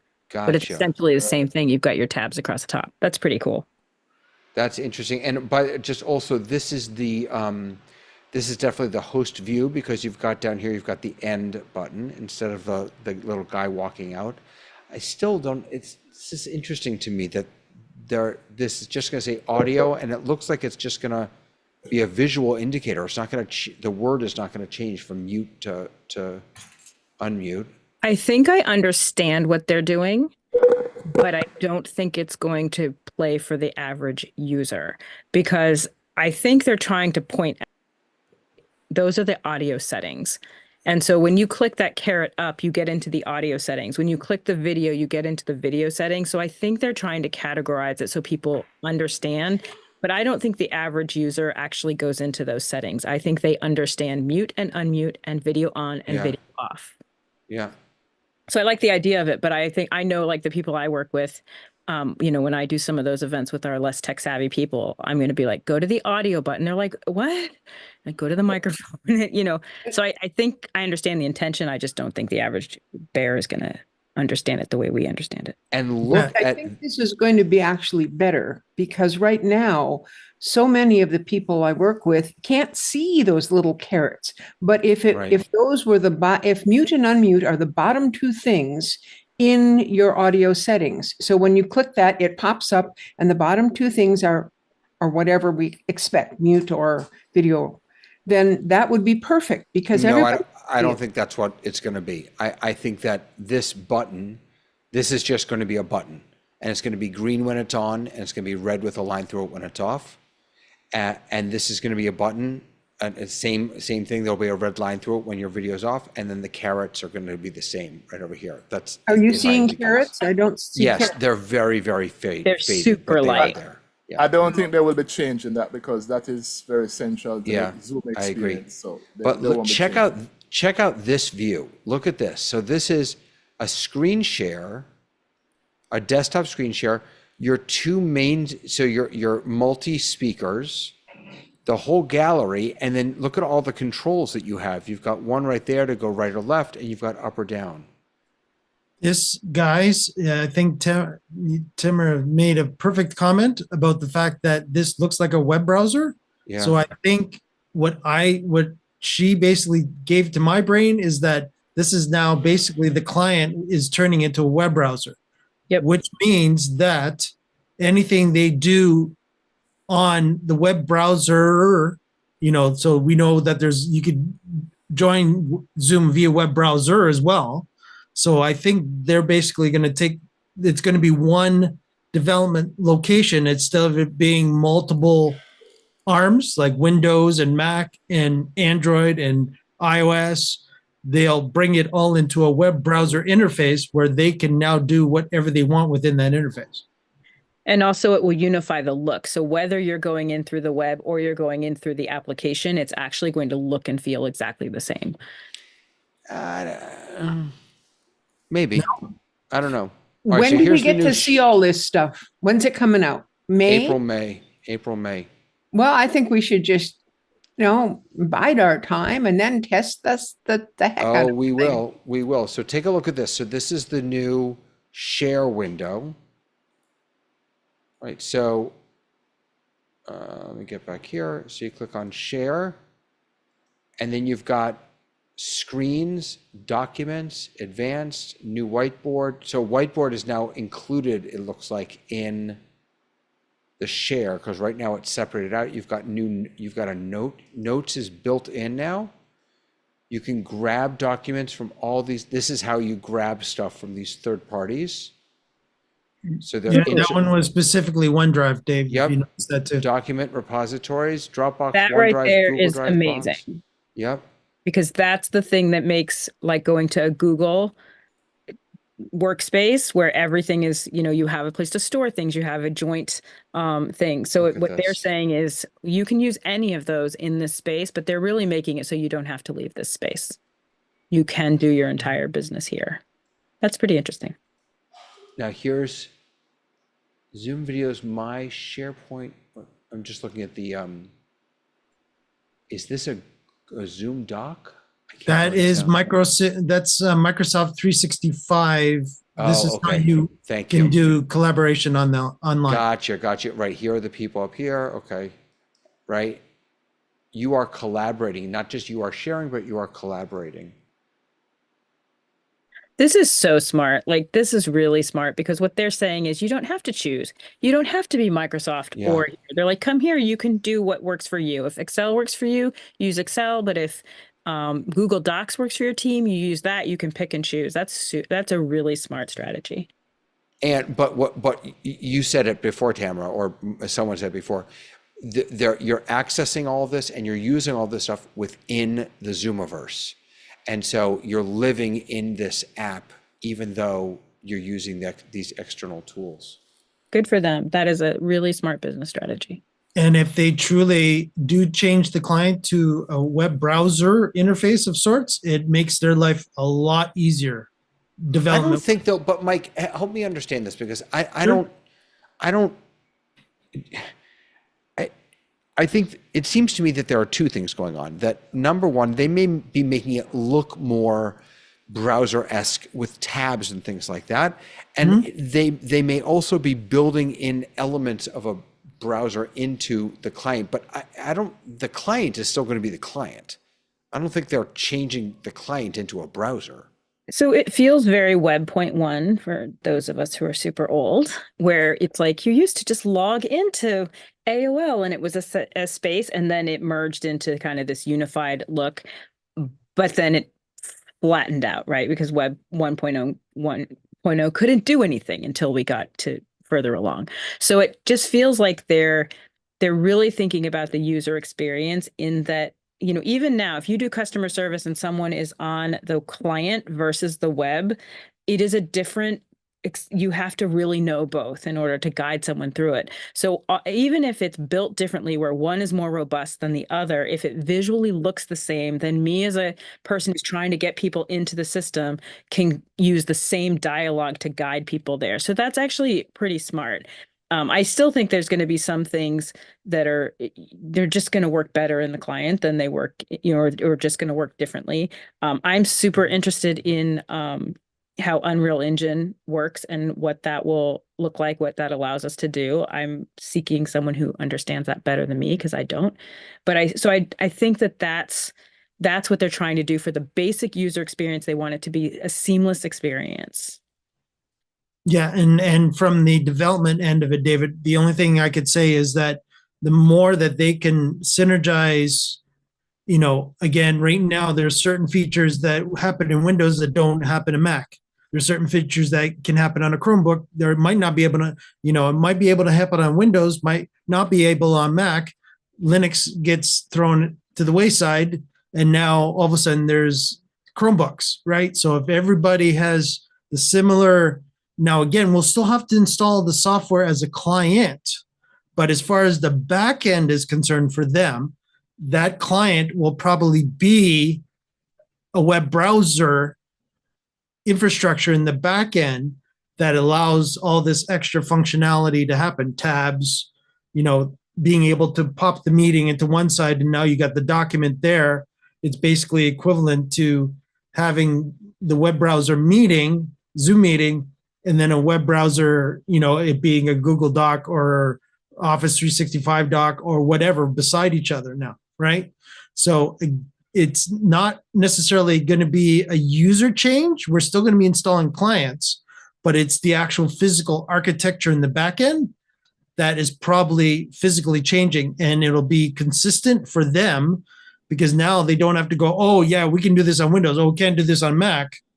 Well, yes, I can if it's all within the browser infrastructure because they're building, I hate to say it, HTML at that particular point, right? Yeah, I mean, absolutely. They're making it so that it's easier for them to upgrade universally, as opposed to what you have to do is let's upgrade Mac, let's upgrade this, let's upgrade that. If they use a universal interface, then they're able to just say we're going to fix it here, and it'll work across platforms. John, and they're go using ahead. things that already work across platforms. They're using Microsoft 365. They've been doing that. They've been doing that work for a long time. So I think it's super smart. John, sorry about that. Go ahead. That's okay. Okay, so I'm going to disagree with myself in the few sentences I'm going to throw out. One is, I remember even further back in the world when browsers weren't allowed to access a computer. They could put a cookie on there, but nothing else, which makes my old brain say, how can they access files on my computer through a browser? I will contradict that with... But I don't think they are. Wait a second. They're accessing things in the cloud, aren't they? You tell me what a cloud is, sir. I thought a cloud was a virtual drive somewhere, with all due respect. So what's a cloud? Well, yeah, but it's not on my computer, you said. It's still a file system. Oh, absolutely. So you're going to tell me that they're going to have a browser app that accesses the file system? Because I'm going to log into it, just like any other tool that I use that I'm able to access my Google Docs through it, or my mail, or my calendar, because so I authenticate. It's an app. It's not the browser. It's an app in the browser. But let me contradict myself a bit more, because they are just about to add breakout rooms to the browser, because you can't have breakout rooms in the browser.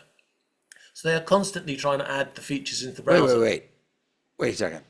If you join a Zoom meeting from the browser, you can't participate in breakout rooms? If you have a speaker who joins you through the browser, they cannot get into backstage breakout rooms.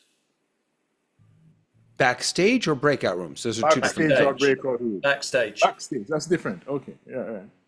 Okay. So what I'm saying is they are, every time they add a feature in the system, they've got a conscious effort here to keep adding the features into the browser to build up the browser's power. Browsers aren't subject to the corporate machinations of security and all that worries. So it is a good thing to do to bring the browser, make the browser as powerful as possible, but not to make it an app, because if they make it an app, they're going to go backwards. The whole idea of a browser is you don't need to have anything installed on your machine. You don't have to go on bended knee to the security department of your corporate. You just go into the browser and you join some Zoom meeting, event, webinar, whatever, and you take advantage of whatever they can squeeze out of the browser that's possible.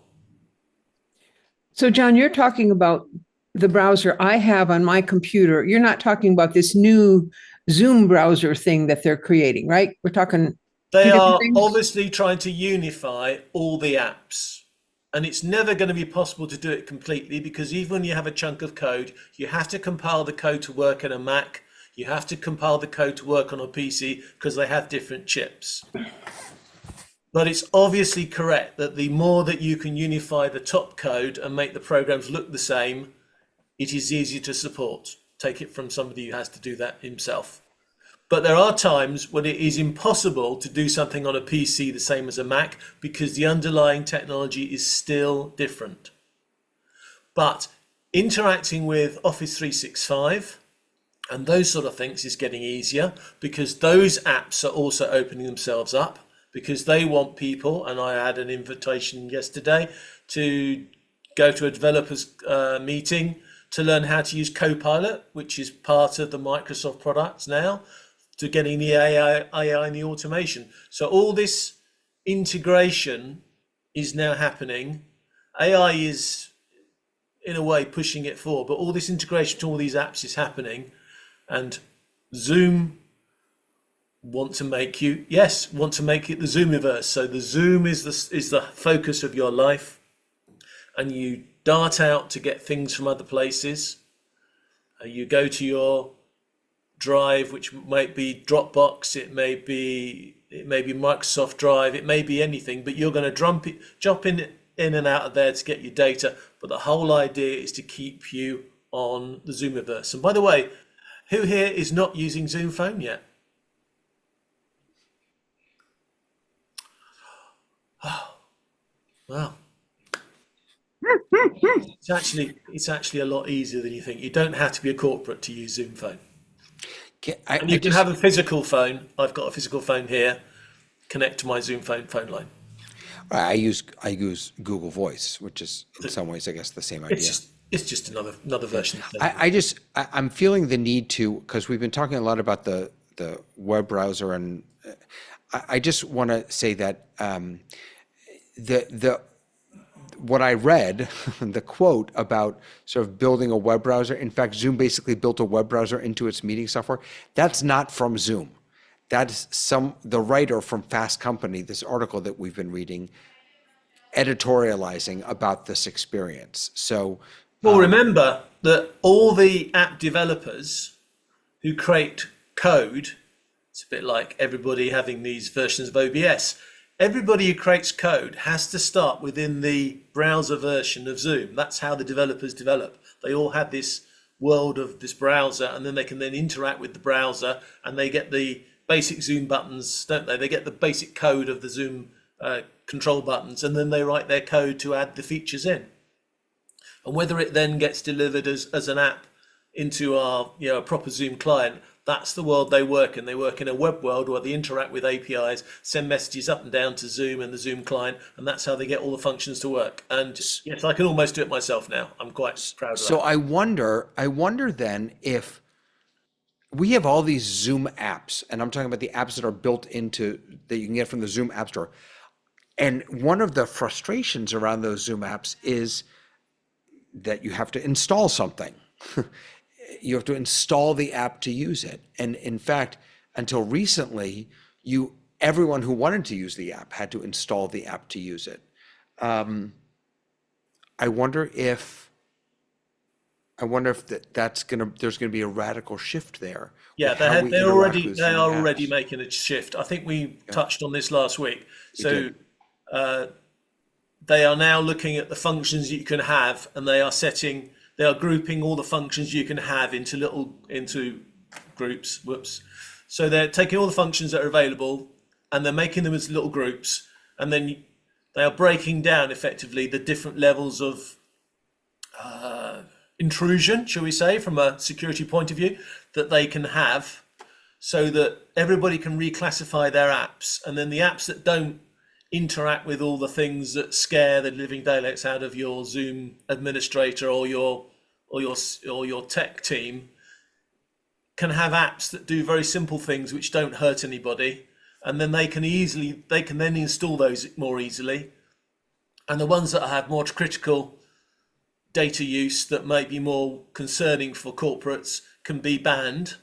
And they're also talking about taking the control, well, not taking it away, but handing it down. So a Zoom administrator will be able to hand down some of the access rights to a lower level. So a lower level manager or group manager of a group of users will probably be able to therefore sign off something at their level and use an app that uses those functions because they've been given permission to be able to do that within their group.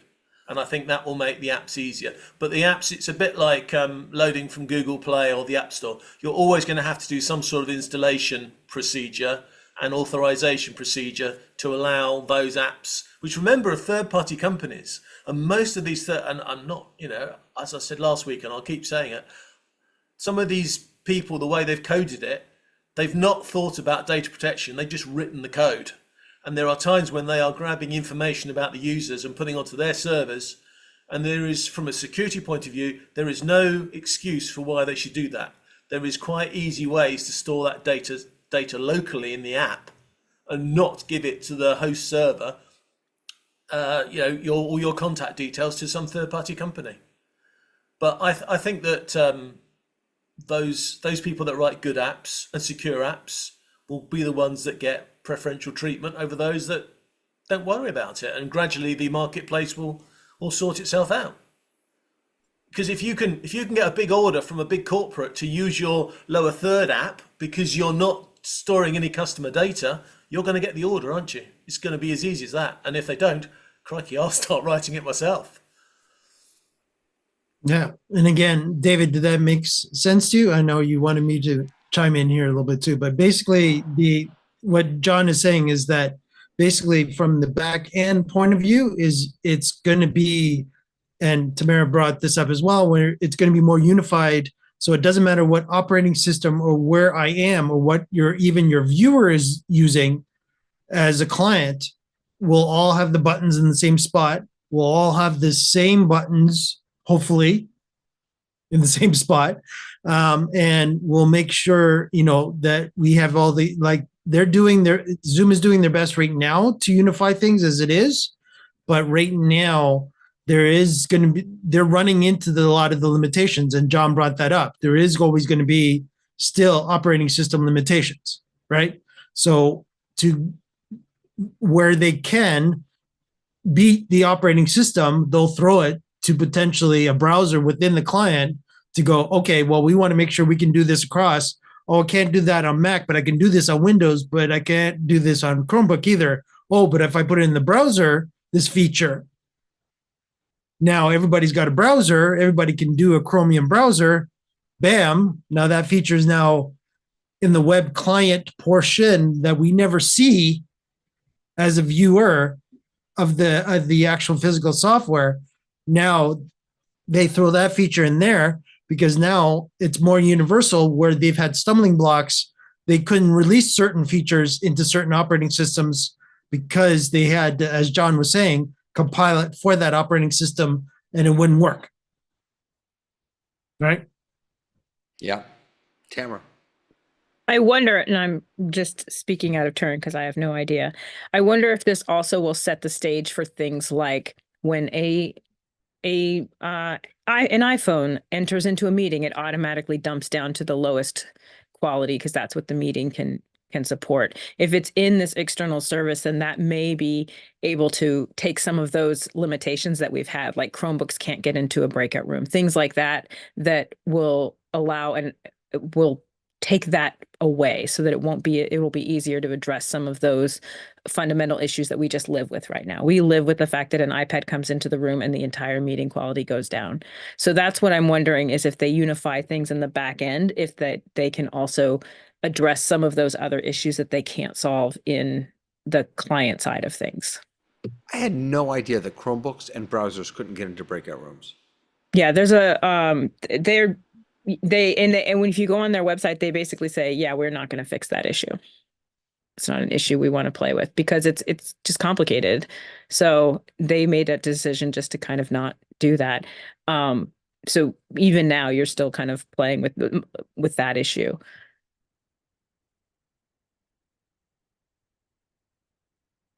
I mean, So the I flip think side of it, some of those, hats off to them for all the platforms they do support. absolutely, no, it's crazy.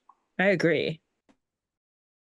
But again, as John and I were saying too, is that if there is that web browser component brought in, Chromebook love Chrome. So especially if it's Chromium based, Yeah. the actual in the back end that we never will ever see or care about, if that's what they even decide to use, the Chromebooks will love that because it'll be automatic as soon as people use Chromebooks and a Zoom client, it's basically a baby Chrome sitting in the Zoom client. Yeah, and that can also solve some of the problems. So when the Chrome browser updates and Zoom update, there's a lag in between them. And they do two things that happen. One, they each roll out their updates kind of tangentially, like across the country. So I might get the update one day, Mike might get the update another day. And there's always like a jump in between. Like I switched over to run my events on Grant Whitehead and Blue Milnick's system, partly because of that, because I would get an event, I'd send out the links. I would literally be tech checking everybody on Saturday for a Sunday event. And Saturday night, I was like, I'm just going to check everything. I click it and the link's gone. And I would have to, at 1 o'clock in the morning, resend out links. And the reason for that is that somewhere along that loop, someone got an update somewhere and then it broke the link. So I think if they are using a browser-based system, and that may solve that update issue, because they're going to be part of those updates. So I think that it's really smart. And I think that it's going to also free up some resources to be then, because Zoom is playing two games, which we know because we're techie people. They're playing here's the game for the regular user and the business needs of average people, and to make it accessible and beautiful and easy to use and somewhere where you go and you never leave. And they are also building these really robust production tools and event tools that are, for obviously, Zoom, to the high-end corporate level people to be doing high-end production in this same space. So, I think if they're tidying up some of the user end things to be more universal, that really allows them to build both of those pots in a more robust way. I have good news for Chromebook users. You can join breakout rooms. Awesome. That is amazing. Yeah. There is, a year ago, they deprecated the Chrome OS app that you would use. And now there's a PWA, a progressive web app, that you download. And then when you do that, you get the host, you get all of these great things. You can use the whiteboard, virtual backgrounds, self-select and other advanced breakout room features. And as a student, you can join breakout rooms created by the teacher. But you are still now having to go like one extra step, right? Well, you have to download this web app as opposed to using. That's what I'm Chrome. wondering. Right. Again, I'm positing because I'm not a designer on that level, but I'm wondering if these steps that they're making will make a step like that go away. Right. Yep. Yep. So that everybody has to have their own unique special sauce in order to use the service. They're like, hey, we're just who we are. Because you don't have to do that to use like the Google infrastructure. You don't. Anybody can play, everybody can, just log on. And that's why that Google Workspace is being used by more and more places. And it is not ideal. It is just easy. Yep. And I think that's what is interesting. It just works. Yeah. Yeah. And it's actually interesting that David, you brought up the PWA, because it potentially could be that is what they're actually going to roll out for us as the different operating systems now. So they've already done the PWA type of client on Chromebooks, saw what they can do, what they couldn't do, and now bring the PWA portion of it into the Mac, Windows, Linux world, that those capabilities that we can't do in the different operating systems beyond Chromebook, bring that in as well. And again, I'm just thinking, I don't know, but I'm just saying that could be a possibility as well to get around some of the limitations.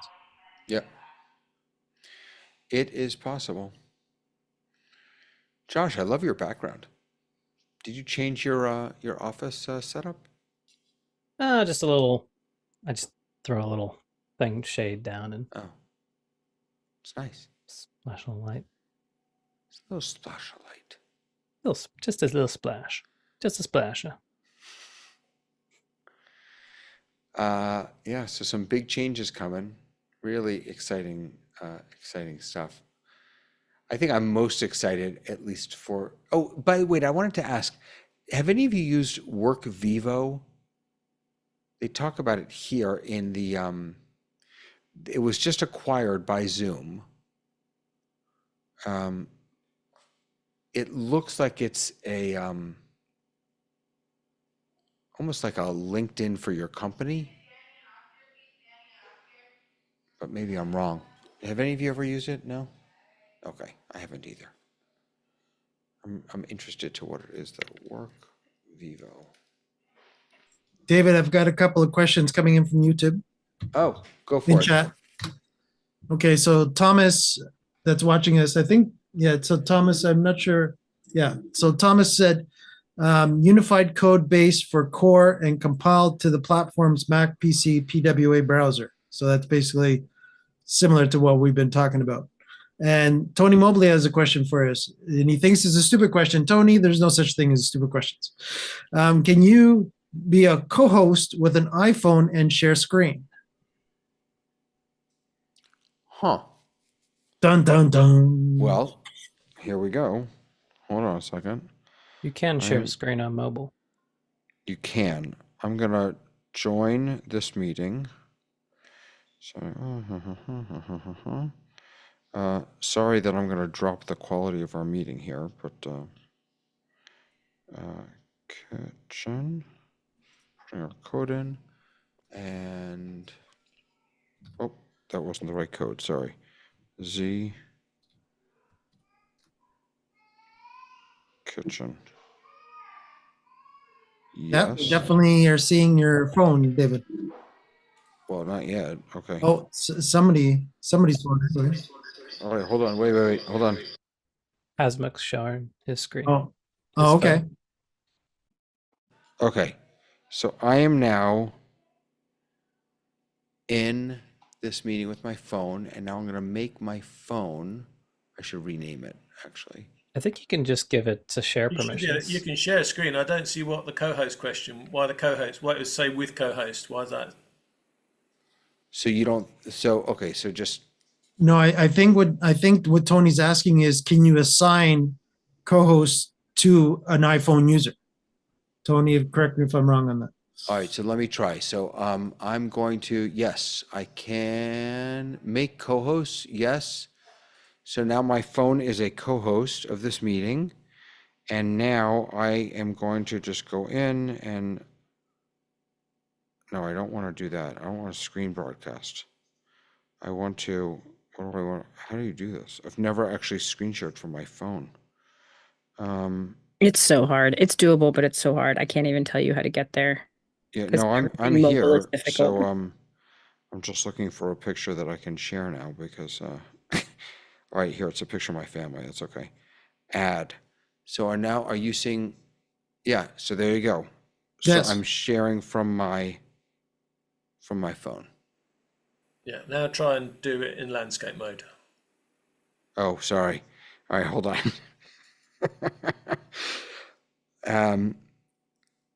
Okay.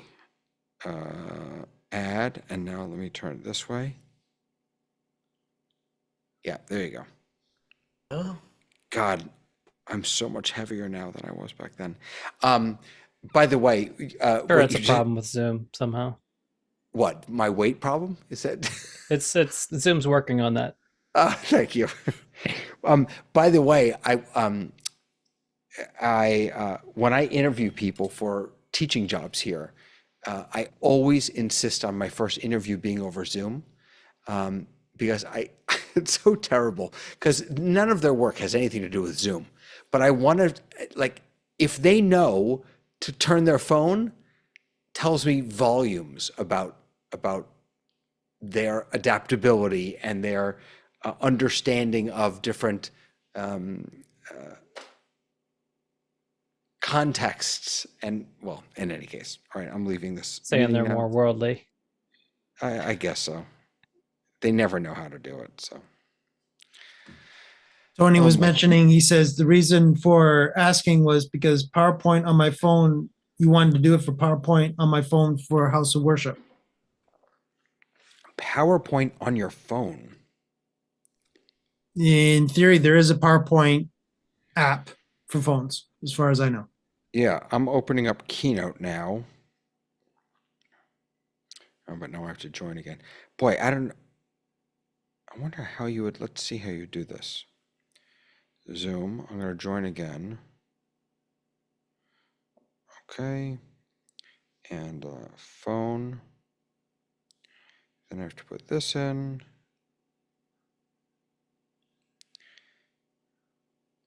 Okay. Yeah. You're in, Dave. I got you. Yeah, thank you. Sorry about that. Okay, now I'm going to disconnect audio. How do you disconnect audio on You click on the button that says disconnect audio. No. Oh, wait a second. Give me just a moment here. So I'm sorry. There is no disconnect from audio button. You were whatever you had done just before this, David. It did say before that it's a connecting. Yeah, no. So if on a phone, if you pull down, oh my God, I don't want to looking up my nose. If you pull down on your volume far enough, then it will say, hey, your volume cannot be lowered to 0 due to iOS system limitations. If you don't want to hear any audio, please select disconnect from audio. But if I don't do that, I don't see anywhere to choose that I want to, oh, it's way under the more button. I see it. Okay. So let me disconnect the audio. All right. So now I'm going to go into share and I'm going to choose. See, I don't have, oh, you know what I should be doing? I'm so silly. I should be sharing my screen so you all can see this. I'm sorry about that. Let's see if this actually works. Is it going to come up? You think it's going to come up? Well, no, not yet. There we go. Okay, good. So I have, my options are screen, photos, iCloud Drive. I guess I could do iCloud Drive. SharePoint, Google Drive Box. I have Keynote open over here, but I can't choose it as an option. But if I do, no, see, I don't want to do Zoom. Yeah, I think you just have to share the whole screen of the phone to get the Is that what you have to showing. do? Okay, so start broadcast, and then everything on your screen, including notifications, will be recorded. Do not enable to disable. And now, oh, I see. Okay, and now I can go in and I can start a keynote here. There we go. Play. Right. Okay. So this is it's not. This is a landscape thing, so it's not really going to work. But you get the idea. So yes, you could do it that way, and But it is fiddly. It is very fiddly. Say again. It's very fiddly and very very unprofessional because you have to go through all this stupid things to do to get it to work. Right. I mean, but essentially, you say. Let me just stop that share again. Essentially, you say, share my screen, and then live broadcast to Zoom has stopped due to you have stopped screen sharing. Okay. Okay. Right. So now you click start broadcast, and then you just have to scroll over to this and start it. Yeah, it's fiddly. It's definitely fiddly. But I wonder if, okay, I wonder if I go to iCloud Drive, if I choose, so it doesn't open it as a keynote, it just opens it almost like a PowerPoint, excuse me, like a PDF. So this is because I have this keynote saved in my iCloud Drive, so you could open it, you could share it this way, and this is a little cleaner. You don't have that fiddling. In any case, let me turn this off because I see there are some other questions in here. Okay. How to reintroduce the prompt to control participant mute unmute. Huh? Josh, help us out here. Should I explain? More info, Josh. So Zoom has a feature where you can surrender your mute operations to the hosts of a meeting. And when you enter a meeting for the first time, it prompts you for this permission, and you can either accept it or deny it. Yeah, Problem like this. is, yes, and that says allow the host to unmute you in a meeting scheduled by so and so. You can withdraw those permissions at any time. Go into settings and audio and remove those settings. So if you want to change that, you can. The problem is that after you've refused the setting, let's say, for example, that I was running a show and I wanted to be able to control my guests' audio, and coming in, they declined that option for me, and I wanted to make them go back out and come back in, and I want to be able to help them with their mute. How, if the prompt no longer shows when they come in, how do you reintroduce that prompt to them? I think I might know how to do that. If you go into participants and next to their name, there's a little arrow. If you're the host, it should prompt you to say, ask them to unmute or unmute, and that would re-give them the prompt, I think. Well, I think that's a one-off request. It's the same kind of, it's just one of the shortcomings that I have with the new remote control settings is that previous surrendered functions means that you can sit in the background and facilitate mute and unmute at the opportune time should your guest be oblivious. Right. But the new remote control functions allow you to do a great number of other things. It also provides a lot of telemetry. What it doesn't do is allow you to have persistent mute and unmute privileges. It's every single request has to be granted. You can suggest suggestions. However, the difference is that other than requesting someone to do something, someone who is oblivious in a meeting, after they've surrendered the mute privileges to you, you can administer them as a host. But Josh, as I understand it, you can always mute someone. You just can't always unmute someone. Right. Correct. Yeah. So, and that makes perfect sense because in order to restore order to a meeting, there's a mute all button, and it makes sense that you could mute someone. But if you remember the early days of Zoom, this function, the security implications of these wasn't really thought of, and you could turn on someone's microphone without their permission. Just be like, yeah, and your microphone's on. Right. Now they've implemented the security features relatively soon during the pandemic to put an end to that. But then they brought it back with the option to allow someone to unmute themselves so long as you've signed off on those permissions upon joining the meeting. The problem is that prompt to surrender those privileges at the beginning of the meeting don't always prompt. And so if someone comes in and being like, I'm not going to do that, forget that, and they sign off on it, how do you tell them, actually, yes, you do want to do that? And could you come back in and sign over those privileges? Yeah. Right. Yeah, without them logging out and logging back in. Well, even that. Even then, it's not right. Even then, I think if they log out and log back in, it will ask them again, and then they will, if they have tools so they can accept it. Then, the thing is, the only good thing that I think is good now that when you can still ask them to unmute, and then they will get a pop up, and then with the pop up, they should be. They don't have to take action to accept. So it's not necessarily what you want, but I think it works. The fact that you can send them a message. That's what I'm saying. Yeah, here's my thought, and I don't know if this is exactly what you're looking for, but it might help, is per client, you can actually go into the audio section, and you can choose, and there's a section there that says people who can unmute you, and you can click manage. Well, and in there, that will only allow you to withdraw your permission for someone you've already given permission to. It doesn't allow you to add permission to someone who you've right, not but if given.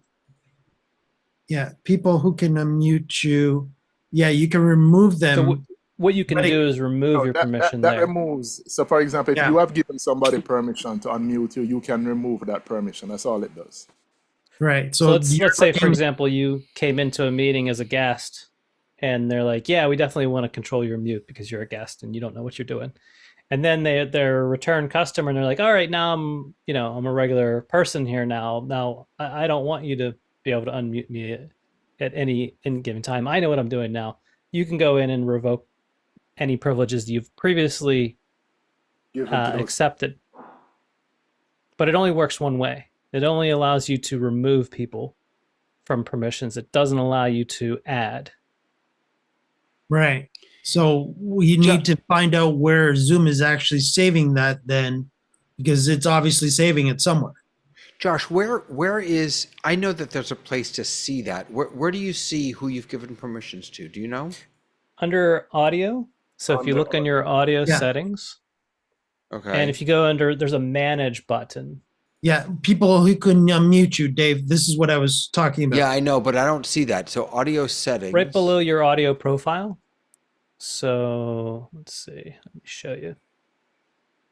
Put it up. So I've got ringtones, meetings. Yeah, it should be above ringtone.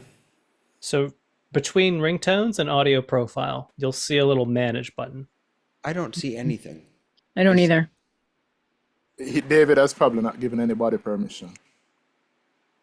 No. Well, I actually have given For Zoom us, Test Kitchen under permission to unmute me. No, Dave, it would have to be David. Remember, who has David given permission to unmute him? Oh, you've not been generous, David, with your with your muting. Well, maybe privilege. because it's just this. No, I'm. Oh wait, no, I see. You're the it. host Okay. all the time, It's aren't in a you? different place. No, because this account, I joined one meeting with this account. It's this meeting. On my other, on my main account, I see that manage, and now I can see all those people. Right, and there's.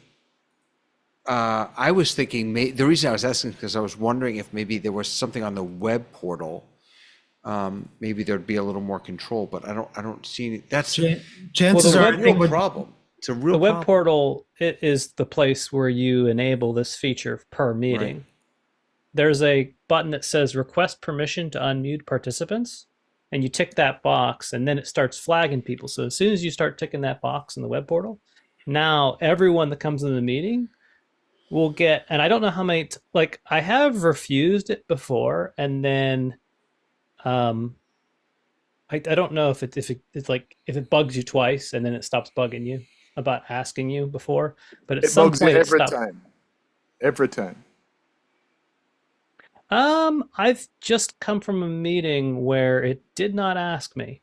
Yeah, but Unless it's got to be remember, enabled in remember the meeting person as well. can also turn off the feature. So unless you are sure that the person still has on the feature, then Oh, it's still you on. wouldn't.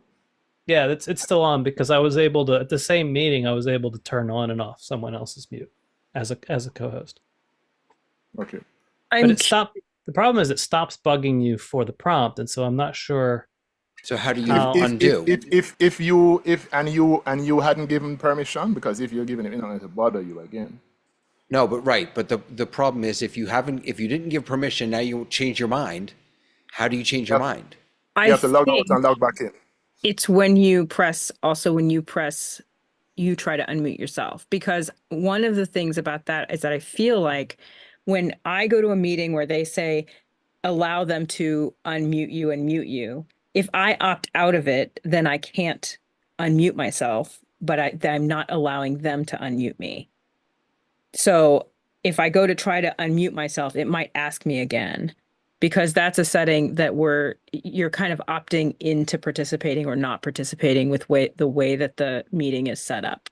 Does that make sense? But you not being able to unmute has nothing to do with that permissions. That's a meeting setting. But I'm saying I think I've been in meetings where I've declined it, but then when I go to try to do it, it will say allow them to unmute you. Like they're right, but that may be because they may have the setting on that meeting as, don't allow participants to unmute, in which case the only way for you to unmute would be for you to grant them permission. Right. But what I'm wonder if saying is I that's- think that is one of the ways that it's Right. triggered again. The Nope. other way would be to go to the participant and say, allow to unmute.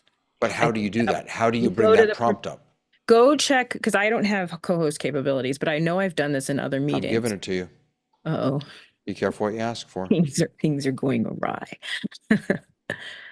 All right, let me just see if that does give me David, we definitely need that dun dun dun. I know exactly. I don't have a dun dun dun. So it used to be under the participant side. Now let me see if I can find it somewhere else. Hold, please. What I can do is right now I've given this meeting permission to unmute myself. I can revoke it and see if you guys can bring it back up for me. All right, let's try it. Try it. Make it happen. So, And guess what I'm going to say? Backstage. Backstage. Yes. Because you can turn on and off your audio when you're in backstage. This feature is not available if you have activated backstage in a meeting, in a webinar. In an event. All right, let me just see. Hold on. Which is really annoying because the whole idea of having backstage is to have your speakers there, but because they can turn on and off their audio in backstage, they disable the feature so you can't turn their audio on front stage, which is annoying. Yeah, it's not what I thought it used to be. This used to be something you could do, to be honest with you. Just All right, hold on a FYI, in order to enable this function, I have to leave the meeting and come back. So Yep, that's the only way. right. No, well, I realize that is how to change the state, but I will do that. And I believe I predict that it may prompt me when I return if I revoke the privilege. Well, that was the other. The problem that I have is that the last meeting I was in before this one, it was not enabled, and it did not prompt me. So at some point, I think a certain number of I can come out and return a couple times to feel it out, but at some point it stops bugging you with the prompt, and that's a problem. Yeah. But So I will try that. I wonder if you had a participant who was not prompted, if you could put them in the waiting room and bring them back in, if it would prompt them. Well, I can go back to the same meeting I was at previously, and it will still not prompt me. I can return for a number of times. It'll still never prompt me again. That feels like a mistake. So sorry. Let me try it though. What I think will happen is it may prompt me the first time I return. Actually, no, it won't. Okay, so this is what it was. I remember we tried this once before. So right now I have a prompt. I can show you what the prompt looks like on my screen. So if I pull this down, too many windows. So here's the my chat has just crashed. I cannot type in my chat at all. My chat went away. I'm not sure what happened. No, okay. Thanks, Mike, for making me look stupid. He's posting in the chat. I can type everywhere else except in my chat. That's really interesting. So I have, sorry. So here's the thing. I'm removing Zoom Test Kitchen, and it'll say, okay, please leave and rejoin the meeting for this to take effect. So what will happen is when I leave and rejoin, it will not bug me because I've already expressed my concerns. Oh, right. And the next time I come back, though, it will bug me again. It will prompt me to say, how about now? Well, we hope. But we hope it will. I have tested this before. At some point in the future, it'll stop bugging me. And that's the point at which I don't know how to get it to bug me again. But it also kind of makes sense. I mean, why keep asking? If you keep getting the same answer, isn't that the definition of insanity, right? Doing the same thing over and over and over again and expecting a different result. If you keep asking the same question and the respondent keeps giving you the same answer. It's a convenience to not give you a prompt that you're not likely to accept. However, when the situation's changed and you do wish to change it, there should be a way to trigger it somehow. An escape hatch, yeah. You would think. So I'm going to accept this and I'll rejoin. What I was going to say, what I was going to chat, Mike, is I'm just going to say it out loud now because I can't chat to you anymore. Is I'm going to pass. I hope I can do this. I'm going to pass host to you because I'm going to have to excuse myself in a little bit. Sure. But I don't want to make the fun end. So I now have zero power in this meeting. Did you want me to close the breakout rooms or no? Whatever. You're the boss. Whatever you want.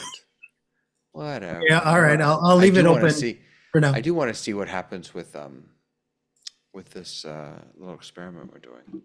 So I am now back. You're back. And hi there. It actually rejoins you. It's very convenient. It takes you out and puts you back in. And it doesn't make you go through a prompt again because you've just told it what you want to do. So I believe that right now, no one can well, you can mute me, but you can't unmute me. So if I mute myself, host or co-host should not be able to unmute me without my permission. No, he cannot do it. What I can do is I can ask to unmute you. Correct, which is sometimes helpful, but it's not what I'm after. Right. Right. That seems to be the limit of what we're able to do on the host side.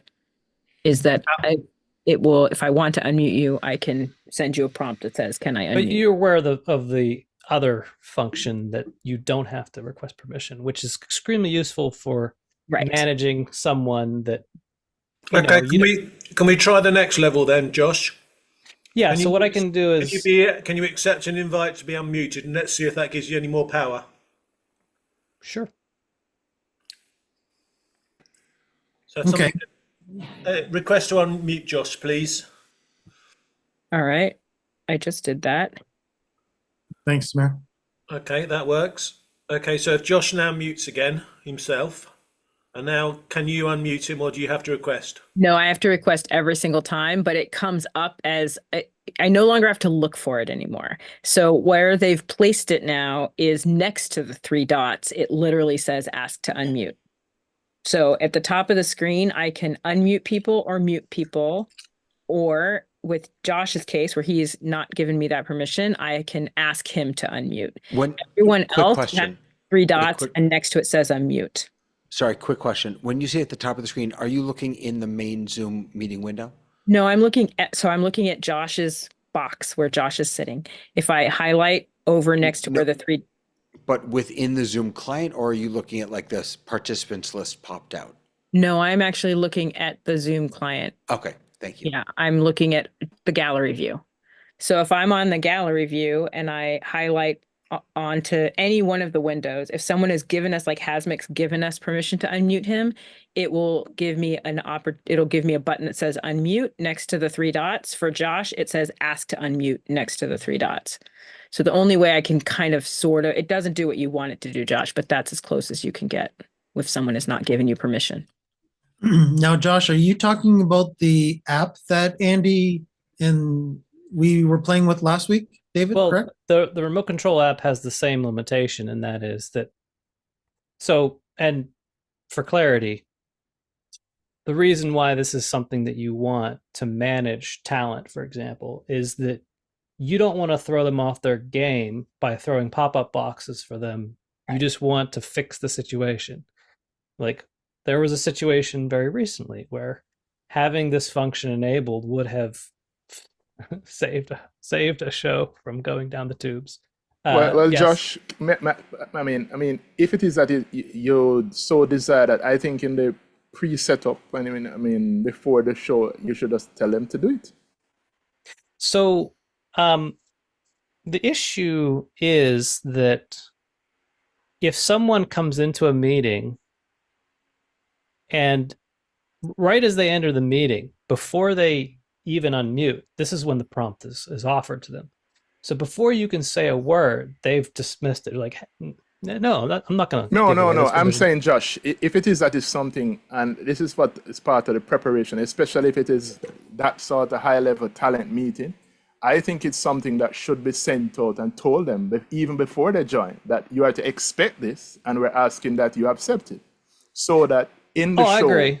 Yeah, so I mean, we can do that. I mean, that has been my approach where I need things like that. You tell them straight before you're going to do this, because if it is in the show and we can't unmute you, you're going to look bad. So please make sure you do it. the wetware management definitely is one of the avenues to try and get around the hardware management not working. True, yes. It would be good to know the workaround for the hardware management, though. I still would. I have a feeling. Agreed.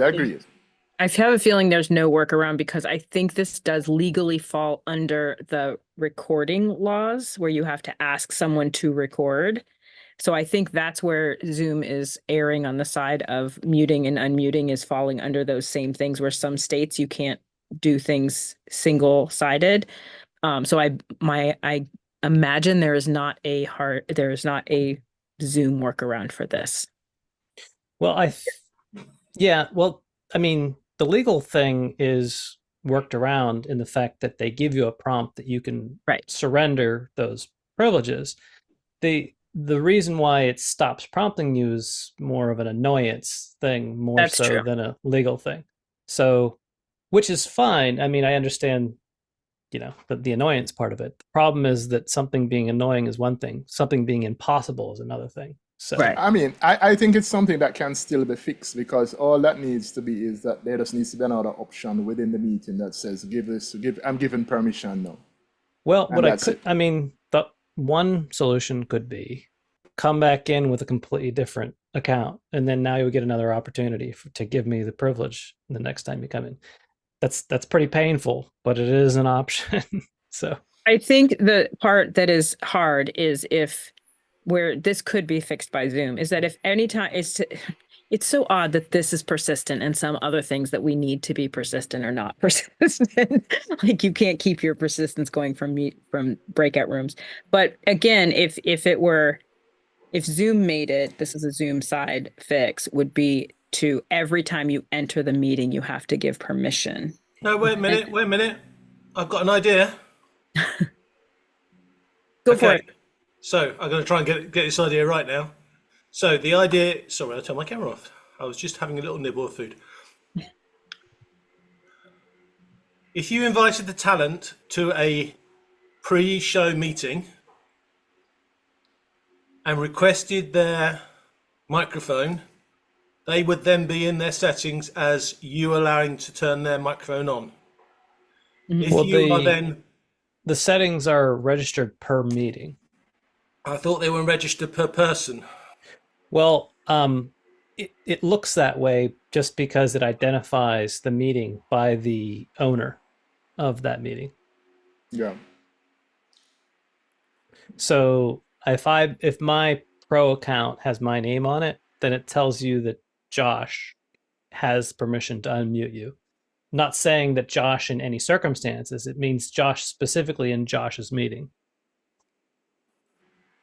So it's not like once you've handed over your control, I can follow you anywhere and unmute you in a meeting. That would be a security concern.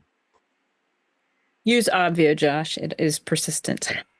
Now, what I could do is, since I haven't tested this in a while, I believe that the next time that I go out, it gives you so many chances to accept the prompt before it stops giving you those chances. And so what I could do is go out and see how many times it actually takes before it no longer gives me that. Because I believe if I go out and come back in again, it will give me the option to accept. Okay, so my argument still holds water, but just less water. If you invite them to a meeting before the actual event started, and you made sure that they had given permission, then when they come to the actual event, you've already got the permission off them and you should have the control. If you were able to invite them to the same meeting ID, then yes, that would be the case. But so let me try it and see. I'm curious as to how many times I can ignore it before it stops. Wondering what happens, Josh, is if we put you in the waiting room and then bring you back in. So we could try it. So then, for example, I'm running a meeting and you won't give me permission. I pop you into the waiting room and I bring you back in immediately. And if have a think about it first and then come back. We could try. I'm guessing that it won't work, but I'm happy to try it. No, I'm trying. I'm like just thinking about it. Let me see if I can give you. I don't think it will work because it forces you to actually, even when you're removing permissions, you have to come out. Josh, I'm going to put you in the Start the waiting meeting. room and bring you back in, and just to see for the heck of it. Hold on. Okay, so we've put Josh in the waiting room. Now we're going to. I'll leave him there. Go ahead. I just let him back in. Did it prompt you at all? No. Nope. And it will not let me do it. Sorry. Good try. That works. Let I me was jump hoping- out. He I'll has jump to out and leave. come He back. has to leave the meeting, rejoin the meeting, and then leave the meeting again. And then when he leaves the meeting the second time, it will then prompt him. Right. Not So the if I first leave, if I leave now, I think it's going to prompt me. So what I'll do is I'll leave the meeting and I will decline it when it asks me again as I return. And I'll do that Okay. 2 times and see how many times it wants to keep offering Okay. it to me. Yeah, All go right, ahead, go. Josh. What's up, brother? I'm so super engaged in this, and I'm supposed to be somewhere, and I'm like, I want to stay and figure this out. I'm like, but I gotta go soon. The fun of the Zoom test kitchen. See what you missed all these weeks? I am telling you, watching on YouTube is the worst because, like, I'm like, what happened with my conversation? It's not totally the worst because you do get to see. Yeah.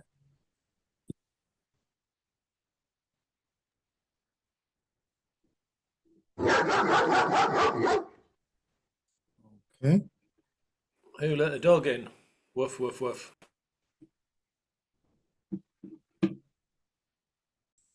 Are we letting Josh back in? Yeah. I'll let him in. All right. Yeah, got him.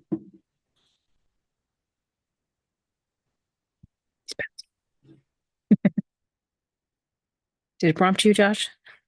It did. And the insidious thing about it is that it prompts you the very first thing after you click to join a meeting. It prompts you right then and there. Right. So there's not like you can even be coached to accept it Right. because it's going to do that. So what I did was I declined it, and you will find that it's declined. So I'm going to go out and come back again and see how many times it'll prompt me. And so I'll be back. Okay. So the It will chain of keep- events, that sounds like it's prompting him before it gives him the waiting room option. Oh, that's interesting. So yeah, you're not even in the waiting room. If they were in the waiting room, then you could put a video that says this is what you're going to what to expect. Yeah. Back again. 2 times in a row, it prompted me. I think it's probably always going to prompt you. The thing that's kind of sucky about it is that if it were prompting you like in the waiting room, then you could have a video or something in the waiting room, giving people information about what to expect. Again, this is why I use Obvio, because they don't get to go to the meeting room. They get to go to a dashboard that tells them any information I want them to know before they click on the button. So I could tell them beforehand. Right. Yeah. So far we have use Backstage and use Obvio. I'm agreeing with both of those. My sunshine. Yeah, I love Obvio. I think somebody's trying to get banned. I think they have designs on getting banned. How dare they? Yeah. I put them in timeout. Okay. Fine. All right. Well, this has been a lovely conversation. I am going to have to hop off because I have to be a grown up, I guess. I can't pretend, but I loved hanging out with all of you. Hopefully see you again. All right. And as I let Josh back in, the answer is, just before you leave, the answer is, Josh? So far 3 times in a row, it's prompted me each time. Yep. I can ask to unmute you, but that's all I can do. Having to do regular meetings that I have to join regularly, and it's the same meeting ID. It prompts me every single time, and every single time I decline. And I have been doing that for probably well over a year, and it has not stopped prompting. But maybe it's a matter of investigating. So the meeting, like I said, the meeting I was in just before the test kitchen. That is Adele. Yeah. Yeah. They haven't learned their lesson yet. Yeah, so I know that there is a circumstance where it will stop asking you. So maybe it's the extenuating circumstance that it stops asking you, but I can demonstrate a meeting that it will not prompt me, and I don't know how to get it to prompt me to turn it on. And it might be that every time that I come back today, it'll ask me. But if I do it the next like a recurring meeting, if I refuse the next meeting, it's like, oh, this is just annoying you, and it stops asking. AI. Yeah. Now Okay. I'm really leaving. Now you're leaving. All right. Take care. Okay. So Roland's got his camera on. Roland, let's show everybody. I'm here. Good to meet you all. Hey. Cool. Coming in from Jamaica. Coming in hot from Jamaica. Boy, I tell you. Yeah. That's it. It's a hot, warm day. Yeah. Exactly. Yeah. And unfortunately, we had a couple of bombers there, so I got rid of them. Okay. So we're good now. Right. I mean, so Josh, what I've done in cases like this is in the invitation and in material that you're sending out to persons before, I've just told them what you want and tell them that if you refuse, then you have to pay attention to the prompt, and that when you're prompted to unmute to make sure, unless you're going to look bad, because that's really what it's going to be. The good news is that it seems like the first time that someone has come into the meeting, you can send them out and back in again, and they can select the correct answer on the second term. I guess it's less of a chance of it coming up, such that Zoom hasn't removed the prompt for them immediately in the the repeated attempts to join a meeting. It'll still continue to serve those prompts, but at some point in the future, and I'm curious now exactly what the criteria are of it. But I've left my prompt off, and the next time I join this test kitchen, I will continue to refuse and see if it stops serving me then, and then maybe we'll have a test case to test it. Yeah, because again, Josh, what I would do too is keep a running count, just because the magic of television, it might be like 10, 5, I almost wondered, I had a thought, if potentially you toggled off the setting in the meeting and then toggled it back on. I wonder if that would, like, if you toggled it off, it like threw out all the, so all the people that have granted permission for a particular meeting to unmute them, and for them to be able to do that, the back end has had to been set with that hook to prompt people for that. Now, if you've turned that off, then I'm curious as to what the behavior is. If it simply just forgets about that, or if you turn it back on, does it still remember, all the people's clients still remember that you had turned it off? So if you have a recurring meeting where sometimes you'll have the prompt that you want people's mute and sometimes you don't, I'm curious as to whether, because that seems to be saved in a database that's on the client itself that you've given permission to.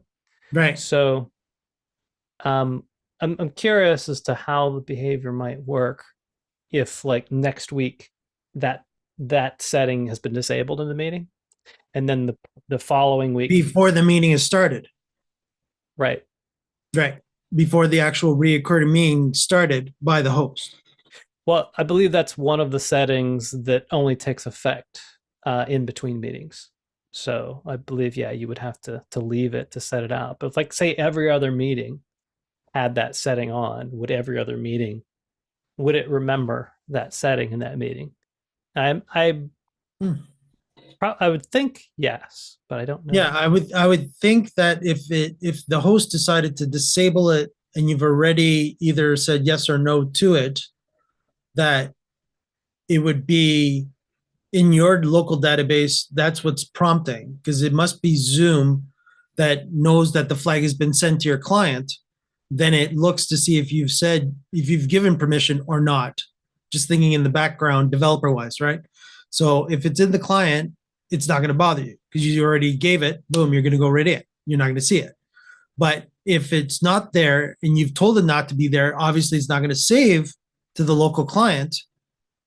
So it should prompt you every time, as long as you're, again, as long as it's the same client too, and same account.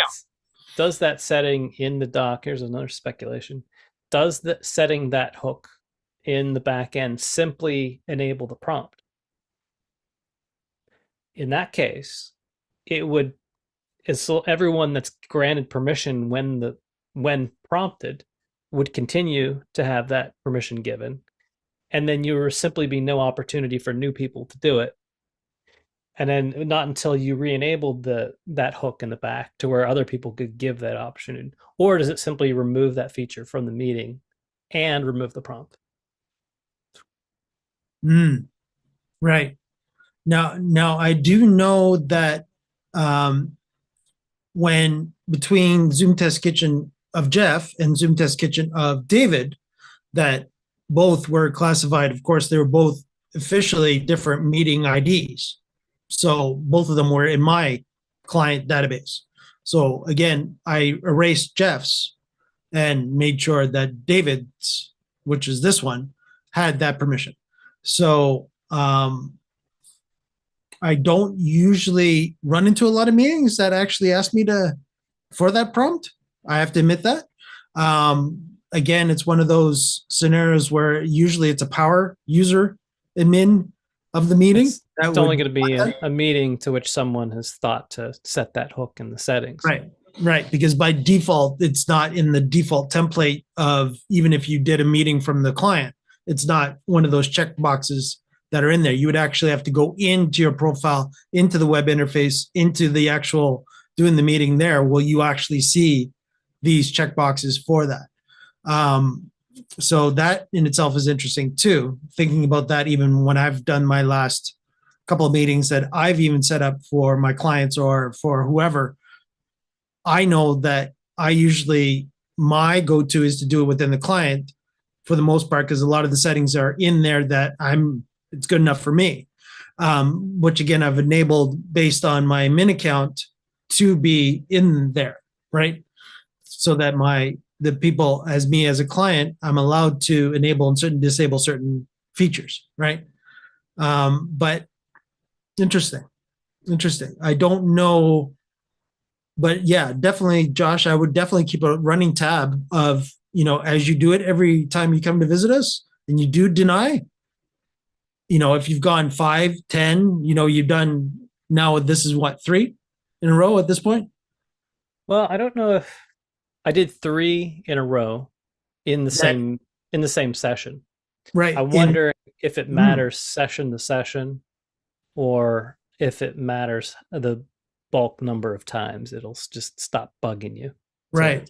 And another curveball to throw at that too is it based on the meeting ID, not necessarily the session date, right? Of the recurring, right? Are those two dealt with differently? Because the meeting ID never changes for reoccurring, but again, session date would, because again, you're reoccurring when X day. It could be daily, so that could be that daily is a new session, or monthly or weekly is a different session number. But is it still based at the meeting ID level, or is it at the session level? So that was a good thought that you had there about session versus, and I'm going to go one step further and saying meeting ID level, because again, yes, a lot of us do just one meeting, which officially is that session, which is officially that meeting ID. But again, if you do reoccurring, the meeting ID always stays the same, but it's reoccurring based on the frequency that you've set up. And each one is its own session ID. I think probably the answer to that lies in where exactly this tick box rests inside the profile in the back. So for example, if that's in your regular meeting settings, then obviously those meeting settings that you set up would be subjected to that preference. Right. That you're setting and that would be based on the min allowing that functionality to be allowed or not allowed. Like my thought. How your personal meeting ID is a little bit of a different story about things. So if that is not, I'll have to go back and look and see where that actually Right. So it resides. is. So first, it is set at the Go ahead, admin Roland. level. It's set at the admin level, user level, and then it can be set. After that, it can be set at the meeting level specifically. Gotcha. And well, it has to be set at the meeting level, and then within the recurring meetings, you could, after setting up all the recurring meetings, specify which meetings you want to be unmuted, or if all of them have the same thing when you're setting it up. Ah, there you go, Josh. So it's per meeting. It's effectively per meeting. So But that generally- to me, that means, again, when Roland's saying per meeting, to me, I'm thinking that's per session. Right. But Right? remember, Because now, meeting when ID you're- is meeting ID, right? It'll always be right. for reoccurring, right? It's a different shall we call it a subsession of the main original meeting, right? Because each one is still going to be Different session of the same event. Well, let's call Right, but remember Right. now, when you're creating the first time you're creating that recurring meeting, and you set the settings for that recurring meeting, then whatever you set at that one would be applied to all of the recurring meetings. You could then go in and edit them afterwards and change the settings individually. Gotcha. right, Yeah. right. So it has the convenience of being able to set this as a profile to all of your meetings. Just simply get this because of the Right. admin level setting, but it gives you the granularity to distinguish meeting by meeting. Right. Now, Roland, too, question on the admin side, can you force this function on No. users? Well, No. Okay. Well, no, there's nothing that says that everything is about it just says request permission to unmute participants. Right. But I'm just wondering, as an admin of users, can you actually force that to be checked? No. Okay.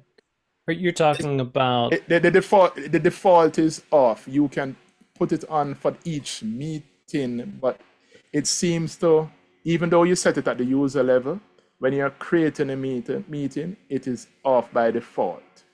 You Right. have to turn it off by default. But again, let's say the admin wants to force that function on all the time. Can the admin force that function Yes. on? The Okay. function is on all the time for you to request permissions.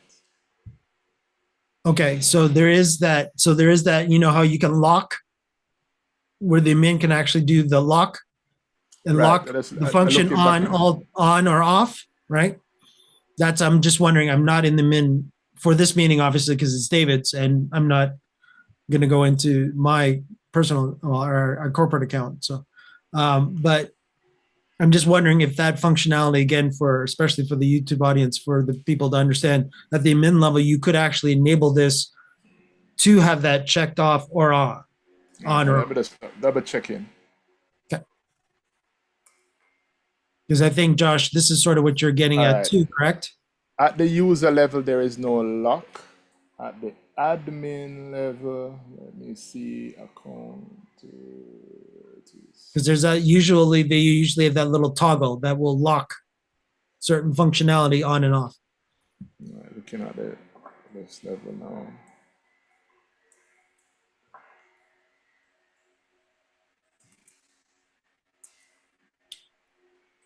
While Roland's looking, if anybody on YouTube wants to ask us another question, by all means, let us know. You can lock it at the admin level. You can. Yeah, all group settings and user settings will be on and cannot be modified. Okay, so it is there. I was wondering if it was or not. Yeah, usually because Frank that's usually on our panel would know that probably inside out backwards because he lives in the admin panel, the admin section of the panel all the time for the university. So I would have asked Frank. Frank, we miss you. Hopefully you're having a good Easter weekend. So Josh, did that help? Or is it still a question mark for you? I think that does. It's good to know as far as when you can set up the setting. Do you still think you're gonna run into problems or no? Well, what I don't know is when Zoom decides to stop nagging you about the prompt, and then how to re-enable it when it does that. Right. So the workaround right now is the person has to literally go into their client and take it out. If they didn't realize they shouldn't do that. Am I right? Am I wrong? Well, the original issue was that someone who refused the prompt and was no longer offered the prompt, meaning that there was no way possible for you to request that permission from them. Right. So they would have to leave and come back and not. Well, yeah, like I said, I'm not sure when it stops nagging you. Apparently, it nags you quite a bit, quite a bit. If you return to the same session, and I've done it 3 times, and 3 times it requested. At some point in the future, it stops unless there's a particular bug. I can try it with what I will do is check it out with a couple other meetings and see if I can replicate that in another meeting. I know where to go right now to a meeting that it will not ask me for that permission. I haven't figured out a way to get it to prompt me to give other people the opportunity to unmute me. It's less of an issue than I thought it was, just because it does seem pretty persistent, at least within the same session, Right. to request you. That's not totally out of the woods yet, because it still is a potential problem for a recurring person that maybe is a participant 1 week but then is a guest another. I would want to have that. Maybe they don't want to get bugged for most of the time, but whenever they're talent, we want to be able to control them for that situation. So, Yeah. John, have you run into this? Well, I've just done an experiment. I don't know how useful it is now, but I set up a webinar. I gave permission to unmute. I then got another, I invited a speaker, another computer, to join the meeting. It was prompted with the great big long prompt that you get in the webinar about you being a panelist, blah, blah, blah, blah. Gave permission and was able to unmute that person. I think that person then left the meeting, left the webinar. I then closed the webinar, restarted the webinar with Backstage active. And Backstage stops you having that ability to unmute because of the problem that you've got to be, I don't know, something to do with probably the unmuting in the Backstage or whatever. So that person joins the meeting. They were previously gave permission. They are not prompted to give permission, and they can't give permission, and permission is not granted because Backstage is active. So I then closed down the webinar a second time, and the third time I opened it up, I had disabled Backstage again, gone back to practice, and the user was re-prompted to whether they wanted to give permission. So the fact that I made it Backstage, I seem to have lost the attribute. And the third time they came back in, they were re-prompted as they were the first time to give permission to be unmuted.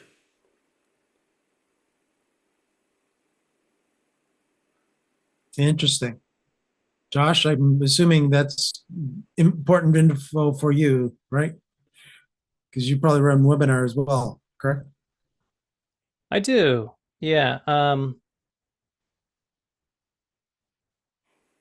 And of course, it will be a bigger implication with people who start running sessions and events. Because if you're going to use Backstage and Production Studio and all the fancy features and you lose the ability to unmute your panelists, that is, as Josh has put it, annoying. So again, John, so what you're saying is that the Backstage feature disables the ability to unmute. If you have access to Backstage, so I have Production Studio, I have sessions and webinar on one account. So I can go into the webinar, I can create a normal webinar. There's the little tick box that says, do you want to control the audio? If you choose to do a webinar with Backstage, you lose that checkbox. It gets grayed out. You can't actually activate it. Right. So what you're saying is that in the portal settings, it's grayed out for when you enable Backstage, it disables the prompt. Yeah. Yeah, and even there's a little question mark. You know, there's little helper question marks. If you highlight that, it does warn you that you can't have That's that feature this is the enabled. reason. It's like the Sony camera settings. It's like you can't do that. Why not? Well, you've got this setting turned on, so you can't have this setting turned on. Yes. Yeah. Gotcha. But when I disable Backstage and turn the webinar back into a normal webinar, I then got reprompted. And- Roland, what are you showing us? Roland, you muted.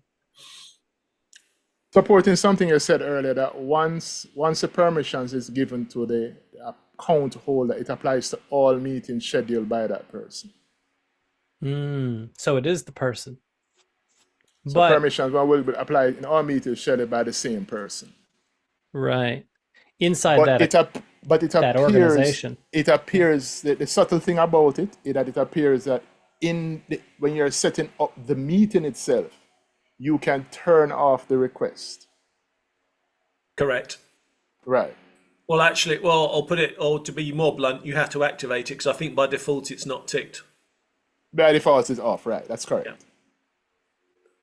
That's the reason why you don't run into it all the time. People have to Correct. go looking for it. So it is, in a sense, so you could be in the same organization, and Right.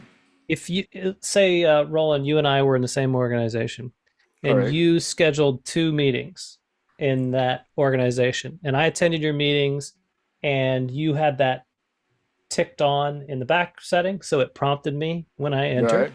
For both of those meetings, I would say that when I attended the first meeting, if I accepted it, when I attended your second meeting, it wouldn't prompt me. It wouldn't would prompt you at all. It would just accept my previous settings to whatever Correct. meetings. And if you went on to schedule a third or a fourth meeting, I could expect the same thing. Right. However, if if Mike was in our organization too and he scheduled a meeting, then it would be a whole nother ball game for him. Correct. It would be the Yes. same thing with his. So it's not by the organization. It's not. Well, it is. It's by the meetings that you're. But if I would say that if your third meeting you turned that setting off for that meeting, then it wouldn't prompt me and it wouldn't enable the feature, I would imagine. That seems to be what would happen. Right. So the key is that it is by the meetings by that person. Right. Which often, if you're coming back to the same recurring meeting, it's going to be the same meeting by that person, right? And that's the reason why it has the person's name rather than the name of the meeting. So I was incorrect earlier. So thank you for that correction. So that even goes even further than we were thinking, where we thought it was session based, meeting ID based. It's actually invitation person. No Right. matter what meeting ID or session ID it is, it's even higher up on the org chart, shall we call it, in the development world. This is at the person level versus the meeting level versus the session level. Right. And I guess it could be stated that your identity inside of Zoom is your account inside of an organization for that particular account. So if you happen to have 3 organizations that you have Zoom accounts in, obviously it's not going to follow you to those different areas. Right. It's going to follow that login ID. Right. So it's across that yeah. organization. Yeah. So basically the credentials of that specific account, that specific login of the user. Correct. Yeah. Which is probably one of the reasons why, if you've ever tried to log into another account with, similar credentials, there could be, some confusion there. Sure. Absolutely. Yeah. If you're on one machine already logged in, but been using that one for weeks, months, you've already tweaked it to X. Now you've logged into Y, but it's a vanilla client that's just brand new. Well, because it's OS based now, in the client itself based, it's not being, shall we call it, synced to that new client. The infamous, how we sync browsers now with browser accounts and such. We're not actually, that part of it is not coming out of the client back to the cloud of Zoom and back into your new client when you relog in. That's not one of the settings that's getting ported back down into the client. It should, which is not a bad thing, now that they're allowing for you to actually log into multiple clients simultaneously. They should be making sure that, yes, this is the settings on this machine. Ask me what I should port over to this machine now. Very similar to like a Google Chrome or Google Gmail account as basic, what do you want me to sync on this PC from your other PC? Do you want my bookmarks? Do you want my contacts? Right? In that world. But in this world, it would be, do you want the same client, ones that you have already denied permission to or are allowing permission to actually be on this machine too? Yes or no? So that, interesting too. Zoom, if you're listening, there you go. That's an interesting one to do. But again, you would have to bring it out of our client back to the cloud, store it in the cloud as additional information, or put it in our profile, and then be able to, the next time we log into a different client, prompt us if we want to carry certain settings from our previous client to that client. Because I know that I've done that, being logged into multiple clients myself, matched up, purposely gone to each machine, actually virtually logged into each machine and went, oh yeah, I've got that ticked over here. I don't have that ticked over here, going in the client itself and actually ticking certain boxes that are already like on the other PC that I want to match on my new PC that I'm logged into that client with. Well, as you know, you can move a Zoom login ID to a different organization. You can move it to different places. And I wonder, since Zoom says it's logged to that person, I wonder if it would follow you. So if you have meetings that say Roland moved from one organization to another, and if I went and followed him and gave him permission in the previous organization, I would imagine it would clean slate, at the base of the other organization. Because it would depend.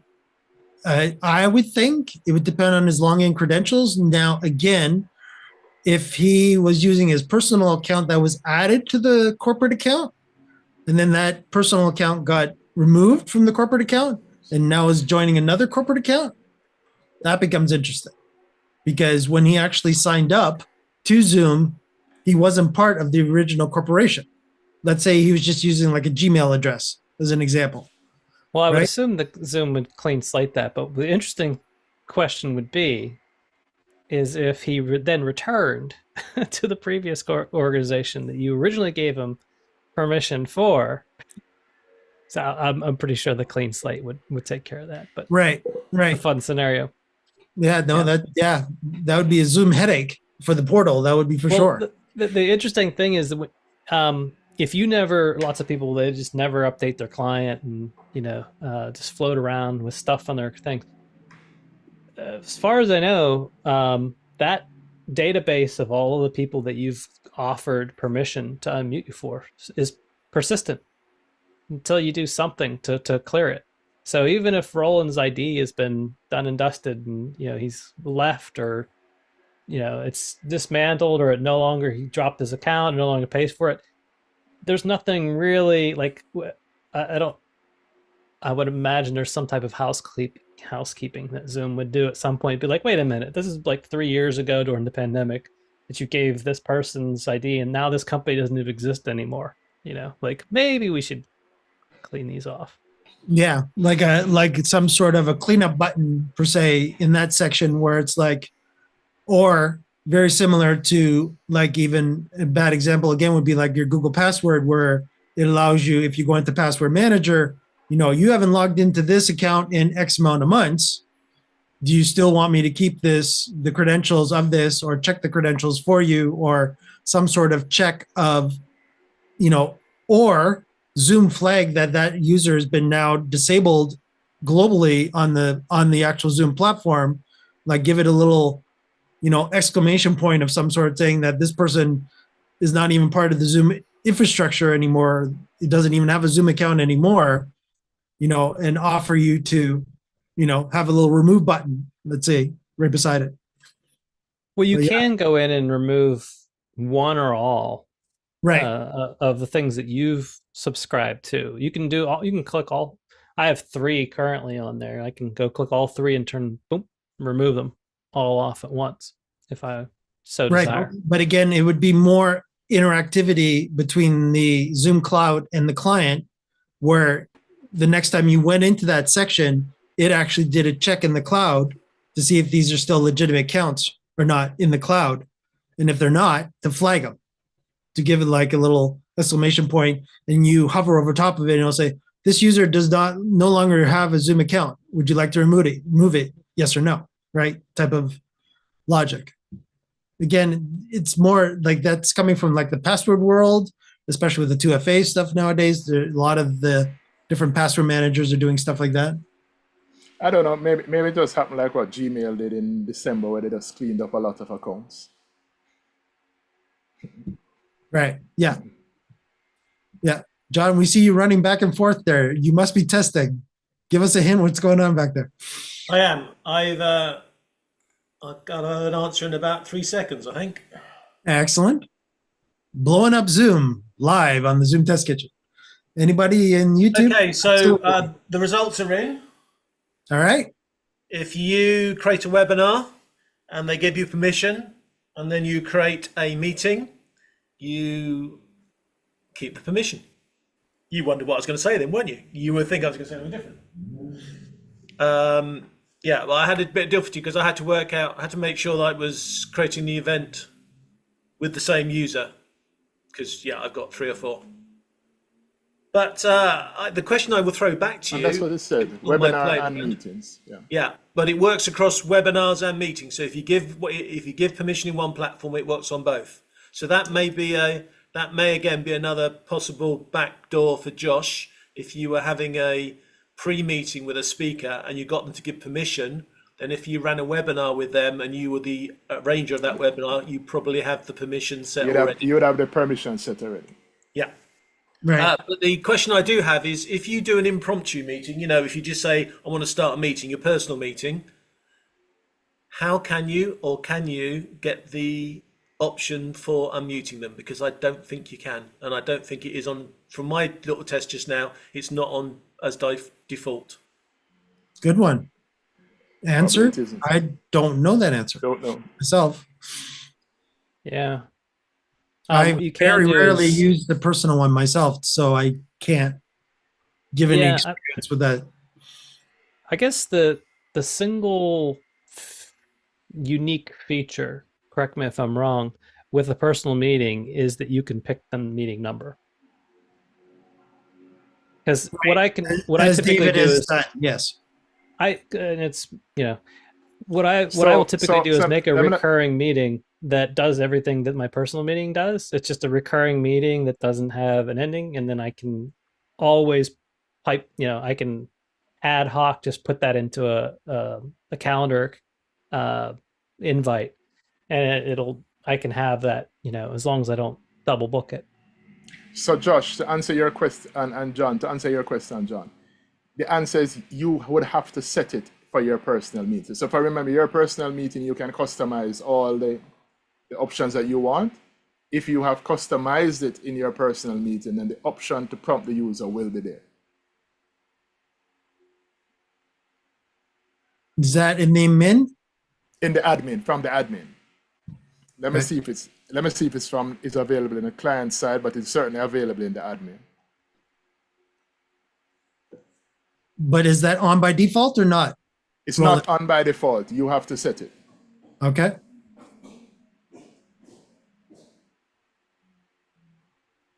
So even if I'm one paid user, I still have to turn it on in the admin, even though, so my user, even though I'm the one user, can do it.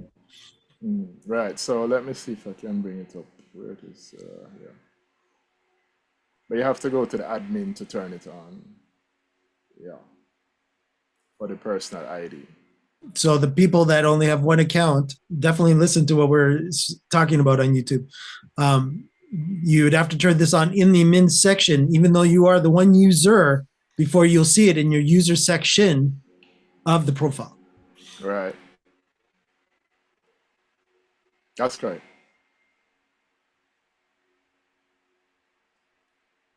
Yep. Excellent. Yeah. So let me just put out the word to YouTube. Yes, we're still out there, YouTube. And if you do have any questions for us as we're going through this, by all means, let us know. Oh, and I think John is testing something again, so we'll give him a few seconds too. And Josh, you're definitely looking at stuff too. So did you find what Roland was talking about, or? I was looking in the settings, and my personal meeting settings. I take it that you don't go into the personal meeting settings to enable that. Is that No, correct? so for the first, well, yes. So it's both places. The first thing you have to turn it on at the admin, then the user level for all the users on the account, even though you're the only user on the account. And then you go to your personal meeting and then select the option to turn it on. Yeah, no matter if you're one user for that pro account or whatever version you have, I guess minimum would be pro. So you're not talking about this page then with the personal meeting settings? Right. So the reason why you're not seeing it here is because you have not turned it on at the user level or at the admin settings level. Then, so you first have to turn it on at that level, and then you come back here, and then it will be available. Gotcha. So that's why it's not visible there. Okay, gotcha. Yeah. And again, it's one of those scenarios of, especially if you're one user that has, you're only a single user that only has a single account, you have to go into the admin. You're not necessarily seeing all the functionality in the user section. You have to go into the admin section to potentially, there are hidden things that might be hiding in the admin section, which is very, very important. I know this because it's come up many times on the Zoom Test Kitchen, where we always say, check, if you don't see this functionality, check if you're especially a one user account.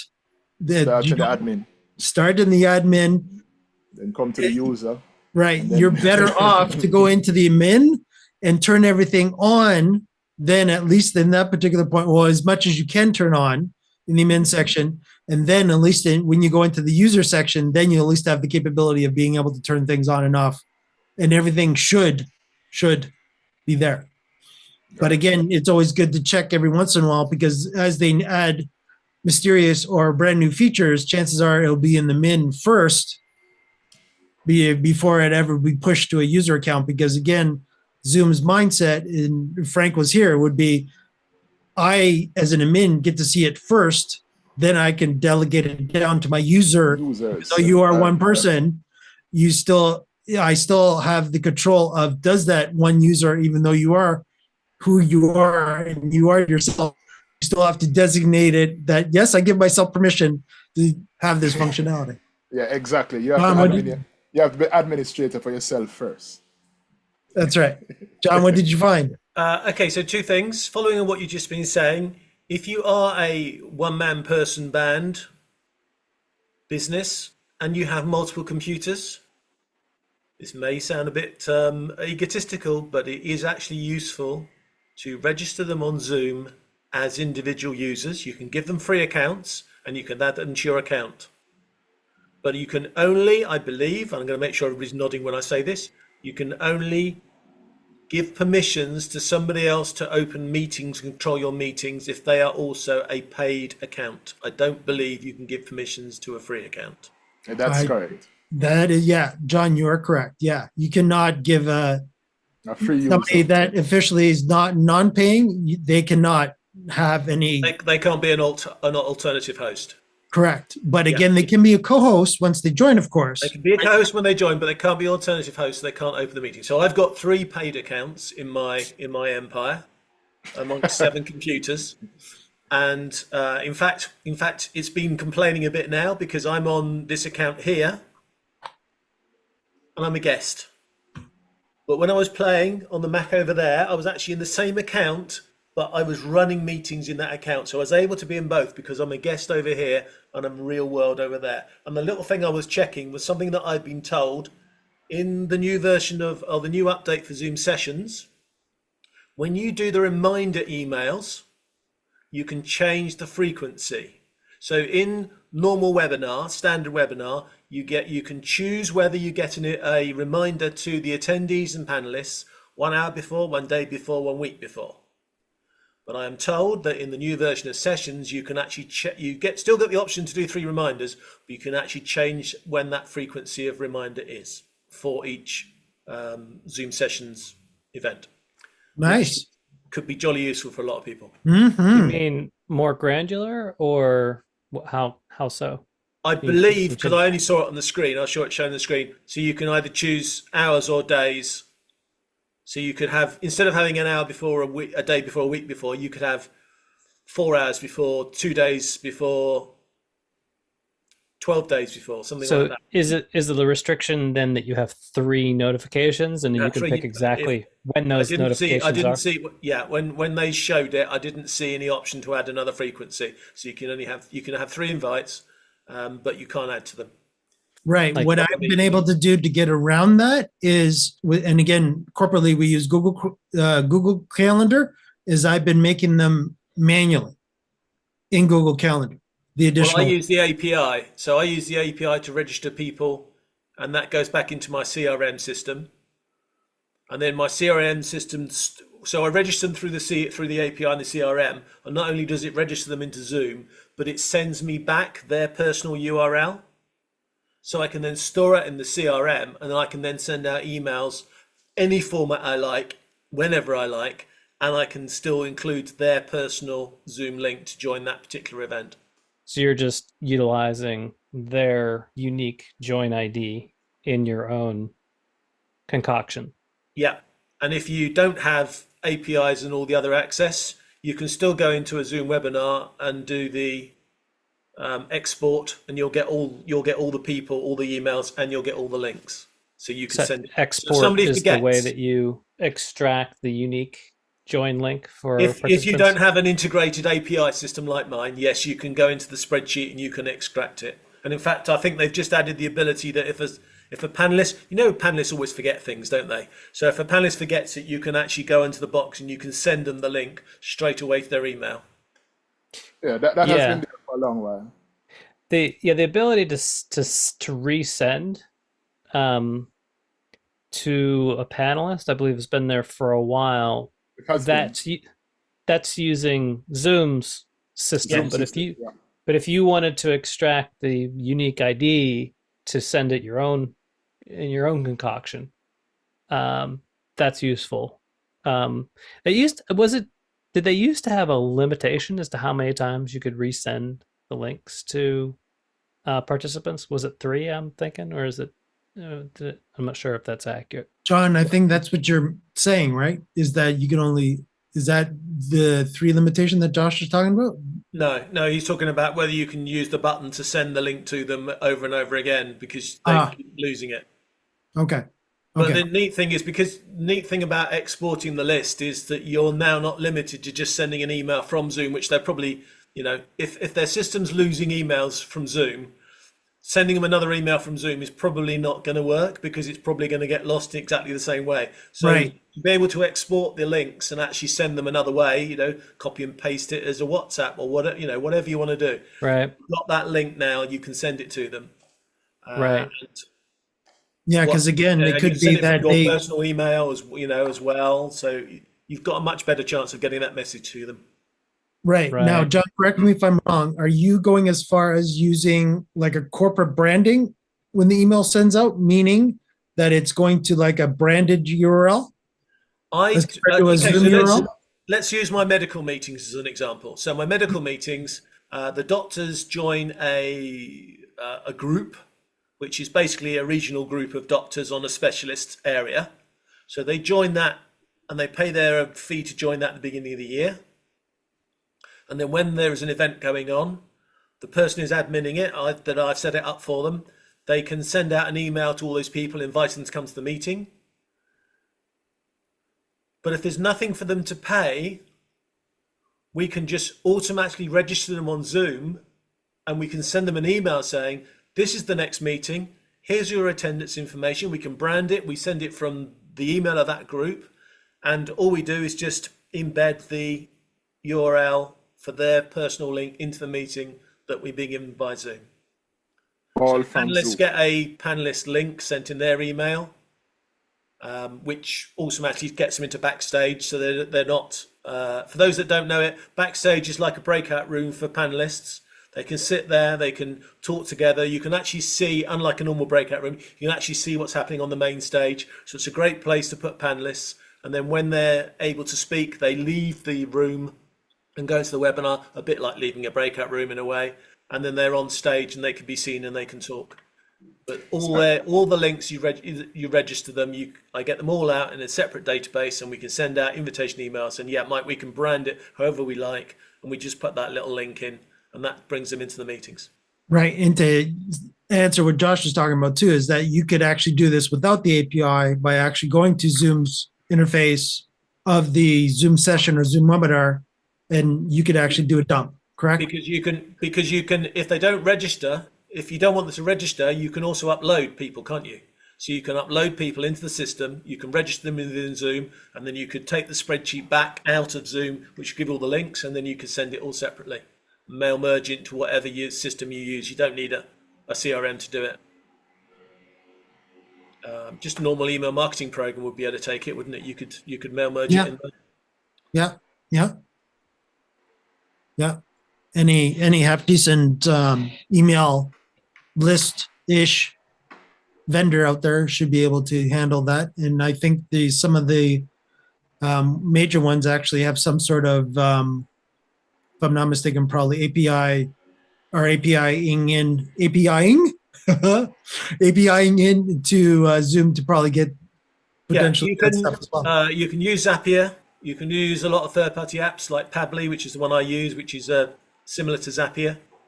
Most of the apps and systems nowadays have integrated the registration into Zoom because they see it's a big market. So, right, where they're just calling they're just registering it natively. Yeah, they just take the details from the person. They just send the API in.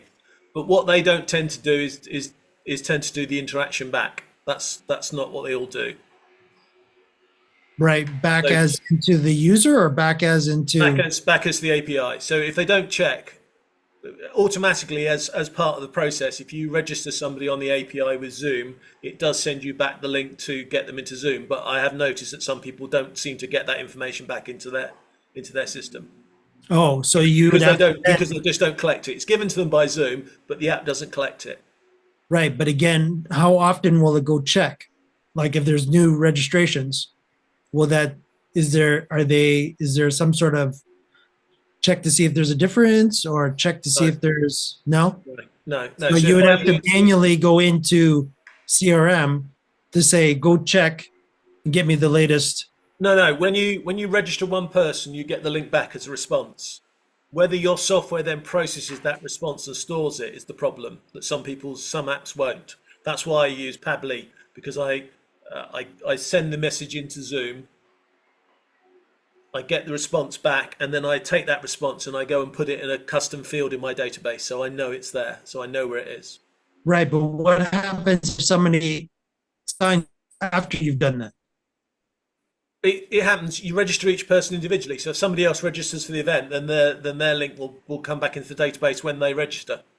Okay, so there's always a check. They're always being added. So if they register 2 days later, and then a week after that I send out an email, they'll be in the email because they're registered in that event. Right. Okay. So it is constantly polling the API. It doesn't constantly poll. It polls the API when somebody registers. So when somebody registers, then the response happens. Okay. Yeah, the world of API is quite hard work to get involved in. But honestly, if you're doing regular events and things like that, it makes life so much easier. Which is the whole reason why Zoom created Zoom sessions and Zoom events, isn't it? Because it gives you a nice, easy platform for them to give to corporates and to organizations and saying, here you are. here's a ticketing system for you, and it registers everybody all in one. You don't have to use anything else. Yeah, yeah, absolutely. But again, we just have to make sure that, as a lot of the Zoom Test Kitchen regular users have figured out, only get what you need when you need it, as compared to potentially getting too much. And it all comes down into, as we've talked about a lot, when it comes to costs. Yeah, my back door hasn't been closed yet, so we'll see. Attaboy. All right, John. They promised So it's it's going to be still- closed, but it's so- not closed yet. Excellent. And Josh might not know. Roland, I think you do know what he's talking about, but Josh might not know what you're talking about. So quickly for everybody on YouTube. For those on YouTube who want to know, at the moment there's a well, let's be honest about it. Zoom is constantly changing stuff, and as we've been talking about with this permissions of mute and unmute, there are unintended consequences by keep on adding features. So I had webinar running, and I needed to run Zoom sessions. So I got Zoom sessions, and I got backstage. Oh, lovely, all above board. Until I made a mistake accidentally and created an event as a webinar and forgot to turn it into Zoom sessions. But backstage was then available in my webinar. It's not supposed to be in webinar. It's only supposed to be in Zoom sessions. But because I had a Zoom sessions and a webinar license on the same, I was getting Zoom session features in a webinar. Now, what difference does this make, you may ask? Well, the difference is my webinar license for 500 people. My Zoom sessions is for 100. And I was running Zoom session features in a webinar for 300 people, when I only paid for a Zoom 100 sessions license. I swear I have to get David. Dun, dun, dun. I swear I have to get him that sound effect. And I have been told in no uncertain terms. It is something that we had discussed earlier, though. You guys had discussed very early when sessions came out, and I think Frank had pointed out that if you wanted the backstage, at any time you want the backstage, just get a sessions license and you'll have backstage for webinar. Yeah, but you're not supposed to. I thought that was announced though, that they were adding those features to. No, they are trying to make some clear blue water between what you have in webinar and what you have in sessions. But I think there's a lot of pressure that that something gets thrown across the other side. I think what happens is that because sessions allows you to run meetings and webinars, because you are allowed to do that in sessions, it actually seems to flow over into your regular separate webinar license. I believe that is true. That's the way I understood it. And that's what happens. That's not what is intended by Zoom. Zoom would like you to run these sessions. If you do those features, you should be within the limit of the license for sessions. I believe it was that way for a time, but I thought I remembered hearing an announcement such that they released those features for people that had a sessions license and had webinar. I can't think right offhand when I heard it. How long, John, have you experienced this? Just out of curiosity. I've been doing it for all this year. For this year? Yeah. Yeah, that might track to when I recall remembering that announcement. It wasn't always the case, because it was exclusive. Originally, you had to get events to get all the features, right? And then they released sessions. And then I do recall them announcing later that you could have it in webinar if you had a sessions license. Correct. Yeah, but I don't think they expected you to pay for a 100 session license and then have 2,000 people in a webinar taking advantage of the sessions features. That's not what they really wanted. Well, the difference between you don't get the there's a light version of sessions now, although I haven't used it yet. Well, your webinar doesn't have a hub, right? It's just a plain webinar, correct? Yeah. Right. So you don't have, but you do have backstage and ZPS? What do you mean by ZPS? Sorry. Production Studio? No. So just backstage? Well, you get some of Production Studio because you get some of the backgrounds and things like that. It seems to be a bit more than the normal backgrounds out of Zoom Webinar. But Maybe it was just backstage. I think maybe the announcement was just about backstage is the one is the useful. Backstage is the most useful thing that Zoom has done, as far as I'm concerned. Because I used to have to run 2 Zoom accounts and link them together to get that sort of green room.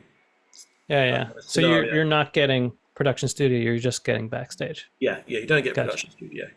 And Gotcha. John, you've got it confidently from Zoom that they said. I've had it from the product manager of Zoom events and Zoom sessions and whatever, that it's not going to be like that forever. And I also get a hint that they're not really sure whether they want this 100 license on a monthly account to continue. I think there was probably a war when it first came out, because everything else is on annual, and yet you've got this one small exception where the 100 session license is on monthly, and you can buy it on monthly and then cancel it whenever you like. And I can imagine that there was some sort of discussion in Zoom to say, well, we need an entry level way that people can play with Zoom sessions. Otherwise, no one's ever going to buy it. Why don't we give them a small license of 100 seats that they can buy monthly, and then they can play with it and they can use it, and they're not going to be worried about running out of tokens at the end of the month when they're playing with it. They can play it all they like for a month, get used to it, run a few little meetings, and then they can make a commitment and buy a 500 seat license for Zoom sessions or whatever. And there's always the hint that it may not last forever.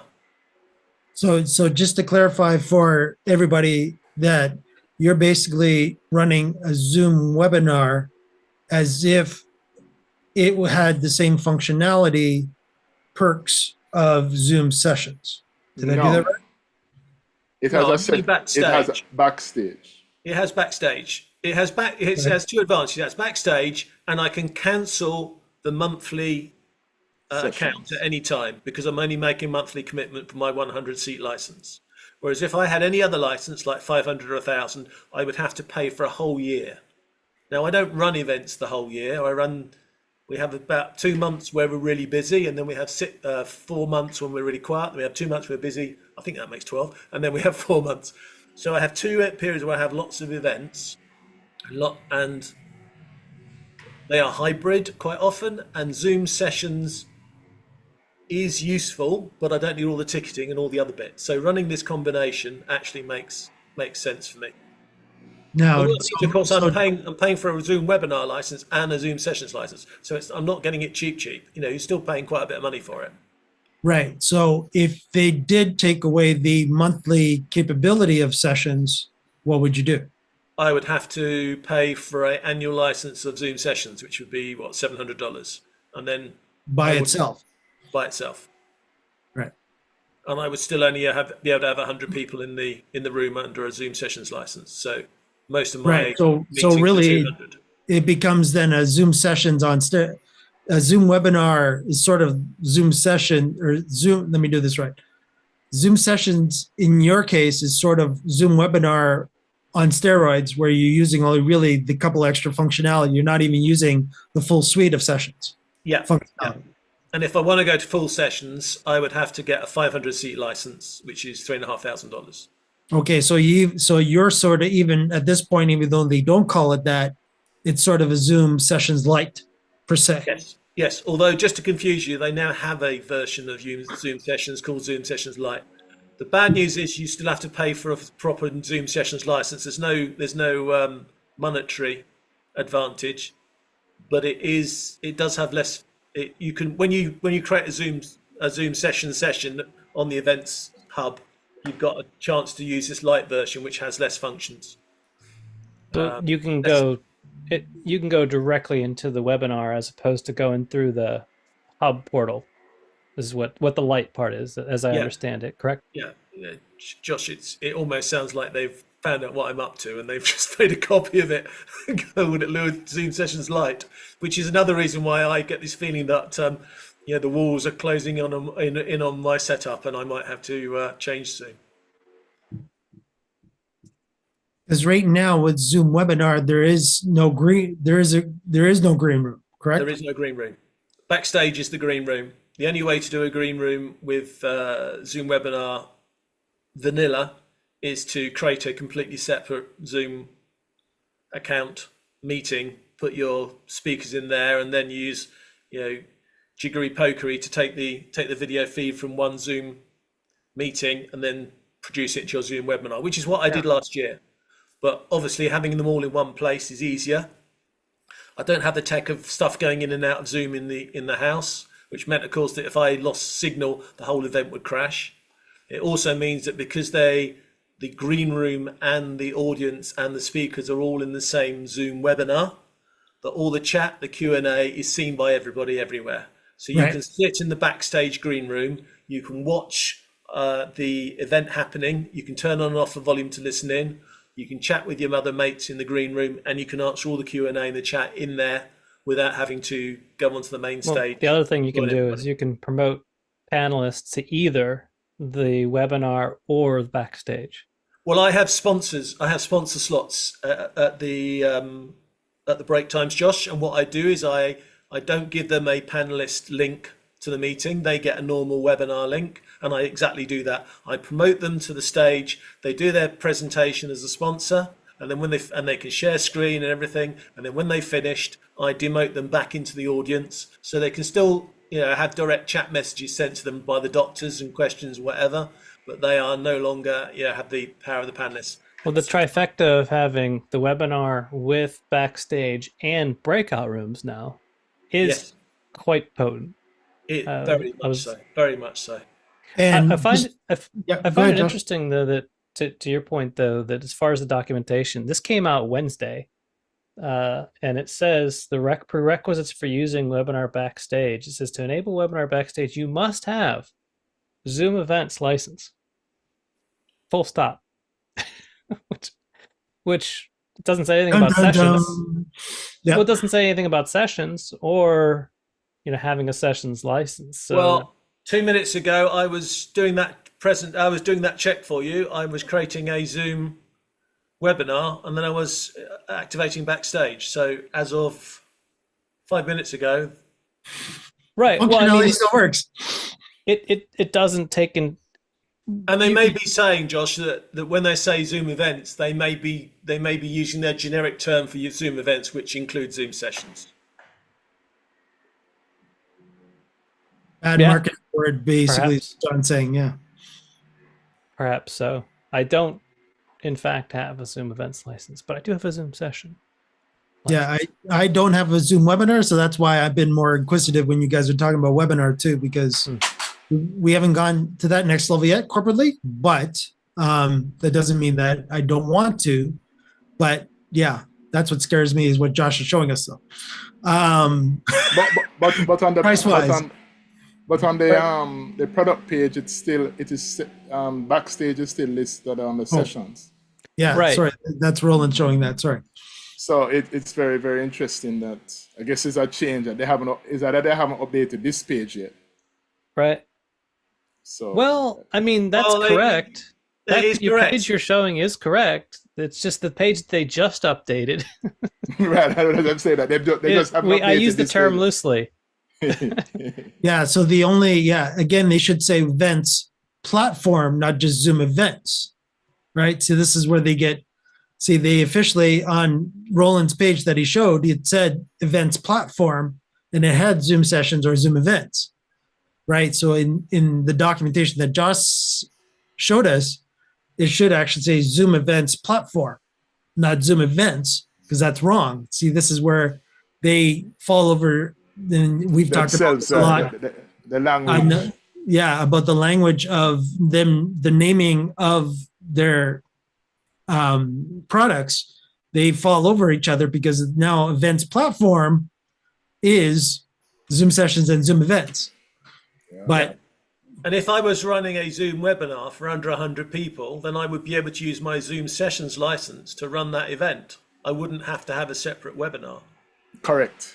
But the fact that I've got a 500-seat webinar and 100-seat sessions is not the combination that they're expected to have. Well, I'm not sure, because if you look at that part where it talks about it's really the panelists that the sessions is covering for. It's not covering for the 500. But right now, John's saying it is. No. So remember, there are certain features that you're capped with the panelists. So even though you have a webinar, you can have more than X number of panelists. Ah, John, true, false? I think that's true, but and I think that's what the session is covering. Yeah, and the sessions are covering your panelists, but not covering the other 400 persons. Yeah. So Zoom the participants is what it's talking about. Right. So you can have 500 participants. Where you buy two products to get a solution of one thing. So it is an anomaly. Right. I mean, I remember Evangelili. Oh, yes. I mean, I've seen a situation where there was a webinar that we're doing, and the webinar was exhausted, but because there was a meetings license, a large meeting license of 1,000 persons, the webinar actually went beyond the 500, and then it's almost as if it started to use the licenses from the meetings to deal with the participants. Yeah, because just to confuse us even more, so Josh, let me clear that up, Josh. So there was a meeting, start with 100, then 1,000 person was added to that. So effectively, had a large meeting, and then a webinar was there before. This particular event, loosely, event in quote, was set up as a webinar, but it exhausted the 500 webinar participant limit. So I thought that the webinar would then start locking out persons, but it didn't. It kept adding persons. And then the only thing that I could say that probably caused it was the fact that we had the 1,000 user license for meetings. So it's almost as if was it borrowing from the meeting? Are you sure you hadn't had an overage bill? No, there was no overage bill. That was my first thought. No too, overage, John. no overage bill. Interesting. Didn't happen. So what you're saying? So does that mean to say add this equals how many attendees actually can show up for the largest one you have? Yeah, as long as they all wear the same socks. Yeah, got to have the same coloured socks, otherwise you can't get. So in. I'm using that to go back to the sessions argument that the sessions is covering the 100 panelists, and once the panelists are taken care of, then you can go all the way up to 500 participants.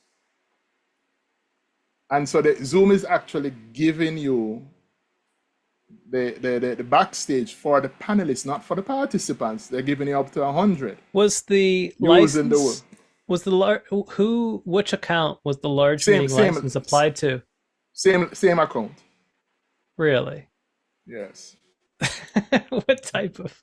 That's news to me. Yeah, I've certainly had meetings where I've gone over 100 and I've had to go and buy a license while the meeting is actually starting. Well, we didn't have, and that's what I thought we would have had to do, but we didn't. It just expanded it and it went beyond the 500, and I was like, okay.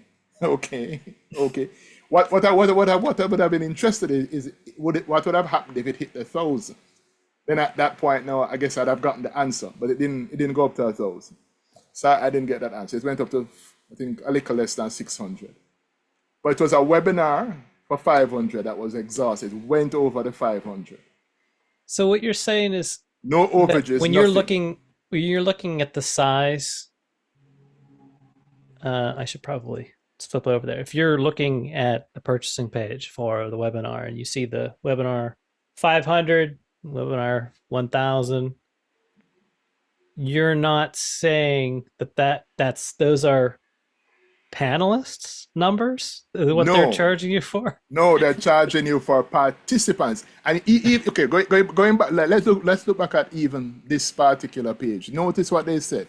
For more than 100 plus, it says it talks about attendees, but then there's a limit on the number of panelists you can have. So it says supports. Look at the last line. Supports up to 100,000 attendees and 100 panelists. So what you're saying is a hard limit, regardless of the audience. Regardless, you can have 100 panels. Well, it's like the breakout room limits. That adjusted. I may have to upgrade. You do know that you can do breakout rooms for panelists only. Is it panelists only, or is it? I've got to get it the right way around now. You can do breakout rooms for attendees, and I think you Right. can, and then you can include panelists or not include panelists. Right. But I think you might be able to do. I'm not sure. I'll have to check now. So those are unique settings for webinar breakouts? Yeah, when you do a webinar breakout, you can choose to have panelists. I should do one to make sure. I thought you could do a breakout room just. So for you panelists, could but that's- have, and that's the settings that you turn on across the board to where they're. That's when you're any- in the meeting and you hit the when you go to the breakout room settings. I'll start a webinar up to make sure I've got exactly the right way around. But it's not like you can have a room exclusively for panelists and then another room exclusively for a mix. Well, you could if you did it by hand, but you can't do it automatically. That makes sense. Because you can do any combination of people by hand, can't you? Yeah. Right. If I start a webinar, I think I'm allowed to go to the breakout room sessions, even though I'm got nobody here. So in my breakout rooms, I can choose panelists and attendees or panelists only to be included. Okay. And if I choose panelists only, if I choose panelists and attendees, I can say automatically, individually for panelists, or they could decide. And then I can also, for the attendees, I can choose again, are they automatic or can they decide? Okay, so if I have a meeting where, if I have a webinar when I want to do breakout rooms and I want panelists and attendees, I can, for instance, randomly choose the attendees, and then the panelists may be going to preset rooms, so I can let them decide and get them moved to the rooms that they need to go. Or if I want the attendees to go to a room that they want to, I can give them the chance to choose themselves, and maybe I make the panelists go one to each room, so you can go and join the breakout room with the panelists you want to see. Right. That's the scenario that I'm typically using, is giving the attendees the opportunity to visit with the speakers, Yeah. either by assignment or allowing them to choose.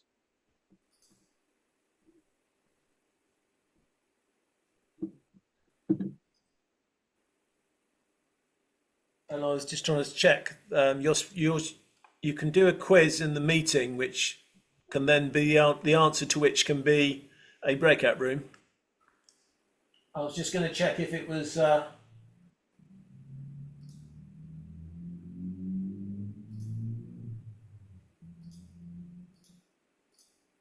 Oh, okay. So depending on the answer, we'll take you to. Because I've used that in meetings. So we'll say, are you interested in this, or this? And the answer they give then determines which breakout room they go into.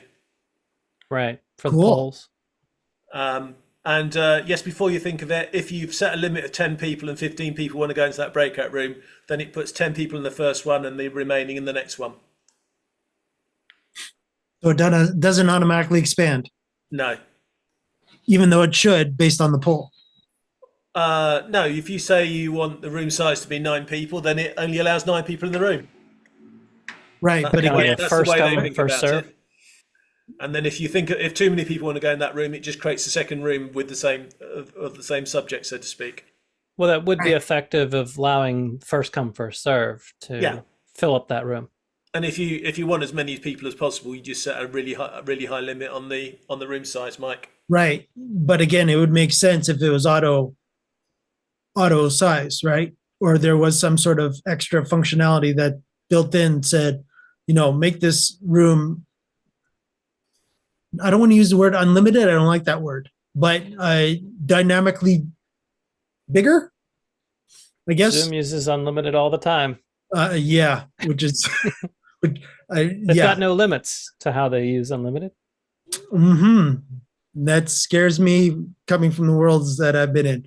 But yeah, no, I hear that. But again, what I would say is that, sure, I guess based on the poll, I guess make the size of the room unlimited, I guess, in Zoom terminology, would be a lot more beneficial, because if you underestimate your crowd, then you could be making multiple extra breakout rooms that'll, maybe there is nobody that's interested in, let's say, poll question number 4, but yet you allocated 20 to that, but yet you thought maybe there's going to be less in a certain one, then all of a sudden you got multiple breakout rooms now happening because everybody's more interested in the other ones that you didn't make big enough. It just doesn't make any sense. That would be like at a, if you take this to the, real world of, yes, there's a capacity in a room of a webinar room in a physical location, sure. But again, the chances of there being, if it's standing room only for a webinar in that room because they wanted to go to that webinar after being in the main lobby, then, people will accommodate, in a physical situation as compared to, I know this is the virtual world, but it's still weird to put a hard limit on that. Now, again, I would base it on, of course, how many people are in the actual meeting. So I would have Zoom take the meeting total as of, whatever license I have, and basically allow me to break it out with saying, okay, there's, after saying, okay, so you've allocated 10 here, but it's taking away from the total, and then being able to, okay, what'd you find, Roland? Well, Zoom confuses me every day. Yes. Just All in before you favor? go, before you go on, Roland, the ability to start breakout rooms from a poll question is only available in meetings. I've just checked; it's not in webinars at present, or it doesn't seem to be in webinars. I can't see it there. Yeah, it doesn't make sense either. Because this is interesting, because it's saying, so what's the maximum capacity for the number of persons who can join a webinar? It says that the maximum capacity of concurrent live attendees is defined by the Zoom webinar license held by the host. Concurrent live cannot join and listen and view only mode and cannot see other attendees. Then it says the number of concurrent panelists in a Zoom webinar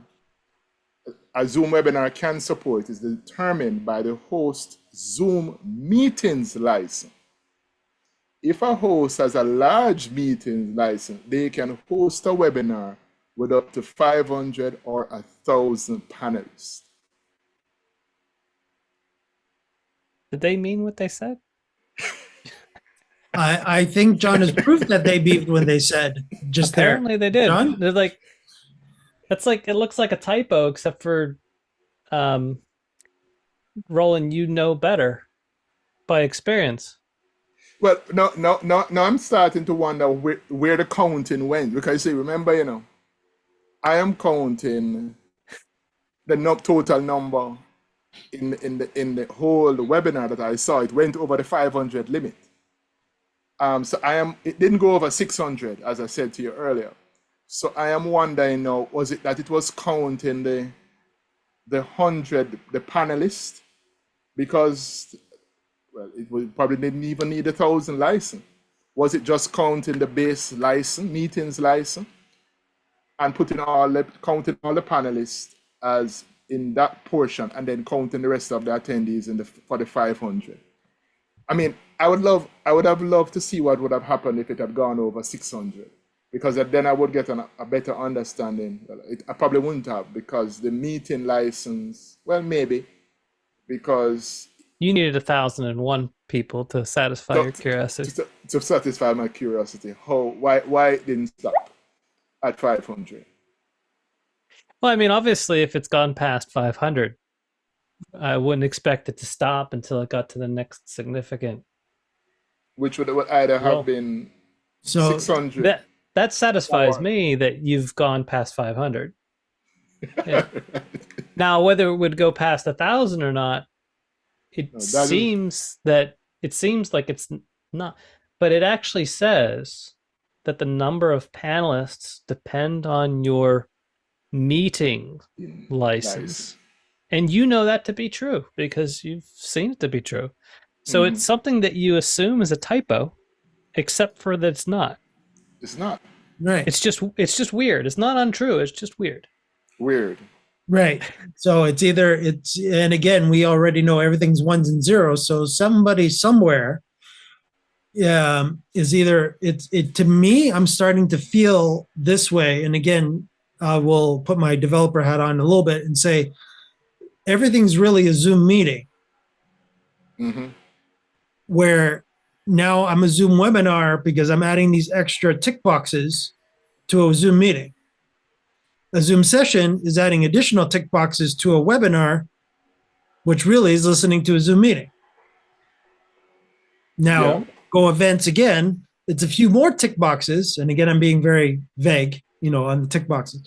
Now, Zoom events at the very top is adding additional tick boxes to a Zoom sessions, which is additional to Zoom webinars, which is additional to the true Zoom meetings. Because in theory, even a breakout room, as we've talked about today, is a Zoom meeting. It's a Zoom meeting within a Zoom meeting. So this is sort of what I've been wondering about, and I've thought that it didn't make any sense to me that it wasn't. The common denominator down to it is eventually that everything really is a Zoom meeting, just with different flavors on top of it.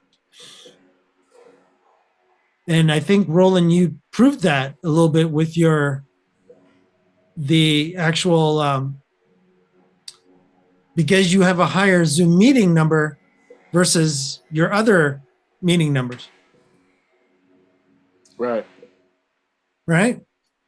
So if you have a higher Zoom meeting number and lower webinar number and a lower, again, session number, or the lowest of both of those, it will go after your Zoom meeting numbers first before even contemplating going after your sessions number, or sorry, webinar number, or even sessions number at that point. Could it very easily add the 1,000, then the 500, then the 100? Maybe. Yeah. John, what are you showing us?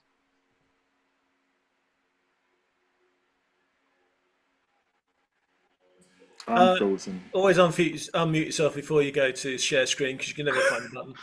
So this is the Zoom Events portal. So I'm just logging into the Zoom Events portal. Remember, I have a license for Zoom sessions, so I can't run a proper Zoom event, but I can have a single session or a recurring session. But there is now a full branded version of Zoom sessions, or the light version, which we've just been talking about. And here's the comparison. I knew it was somewhere. Here's the comparison between the light version and the full version of Zoom sessions.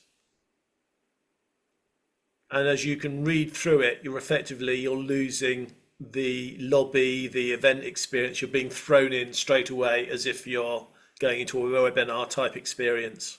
Like, do you want to have the production studio and backstage, but you don't want to have to go through a hub for your panelists to get into a meeting? Well, then you want webinar light. Yeah. Interesting. So webinar light, not sessions light, though. Sessions light is. Sorry. Yeah, I guess it would be sessions light. But okay, so what are they classifying, John, is a hybrid event now versus a virtual event? Hybrid event would allow the users in the meeting, physical meeting, to log into Zoom and be able to take part in Q&A and chat. That's how they start to build their hybrid events. Which would be a regular Zoom meeting, not webinar.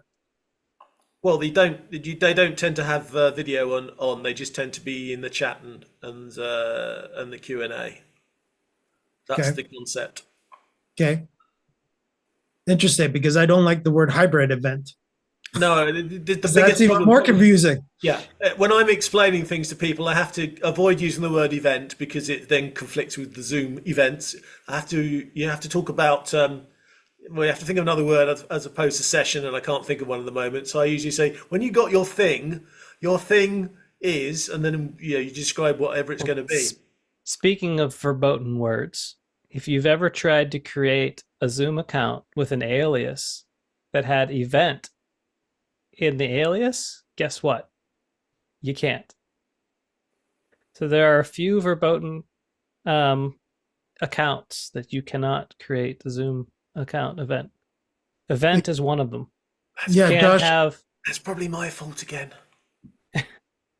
explain. Yeah, Josh, give me a little So more. if you have your domain is mike.com, Right. and So you want to have an alias and attach a Zoom account to that alias, and you want to make it, let's say events at mike.com, seems like a perfectly reasonable alias. Well, pick something else is my recommendation. because it events conflicts. events is palabra non grata. Huh.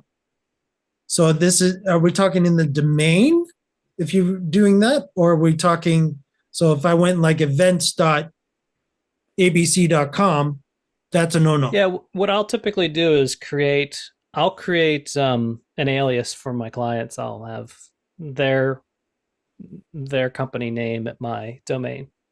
Mhm. And then I wanted to have a general, just events that I would just move to all the different events. And I couldn't Right. figure out why I couldn't get it to register. It just wouldn't work. And then I thought, oh, right. There's a few things. I think there might be one or two other names that you can't register for a Zoom account. Events is one of them. So in order to get into your events portal, you go to events.zoom.us, right? Right. Yeah. Right. So that's again, it means doesn't. something. So it won't. So as a subdomain, again, that's DNS talk here. So as a subdomain now, so there are certain subdomains that they just won't allow you to take because they're using them already in-house for their main events.zoom.us. That's what I've discovered. I recall them saying that there were a few that you can't make. And then it wasn't until I tried to make one that I was like, oh, why doesn't this work? Josh, what I would do is try to break that by doing a subdomain. Yeah, sub. Yeah. So basically www.events.yourname.com.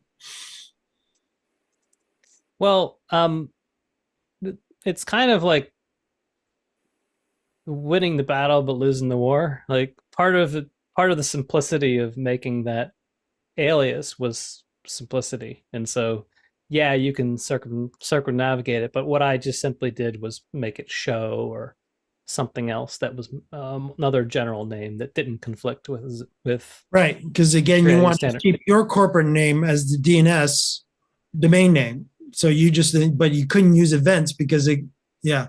So when you actually do that branding, are they flipping you to events.zoom or do they actually keep it? Again, from my technical back end. Sorry, what was that? So when you actually make the subdomain of show, when you actually go to show.abc.com, will that then flip in the URL to events.zoom.us or will it stay? No, what I'm saying is that if you want to create a bot that has a Zoom account that's registered to a domain, so your identification for each your Zoom accounts is your email address, right? So your email address is your ID, right? It's the same thing that we said. I'm going to give this person the right to unmute me. You're giving it to that ID, right? So that ID that you create can be anything you want, except events.domain. Top level domain. Right. So John, you were talking about your example, right?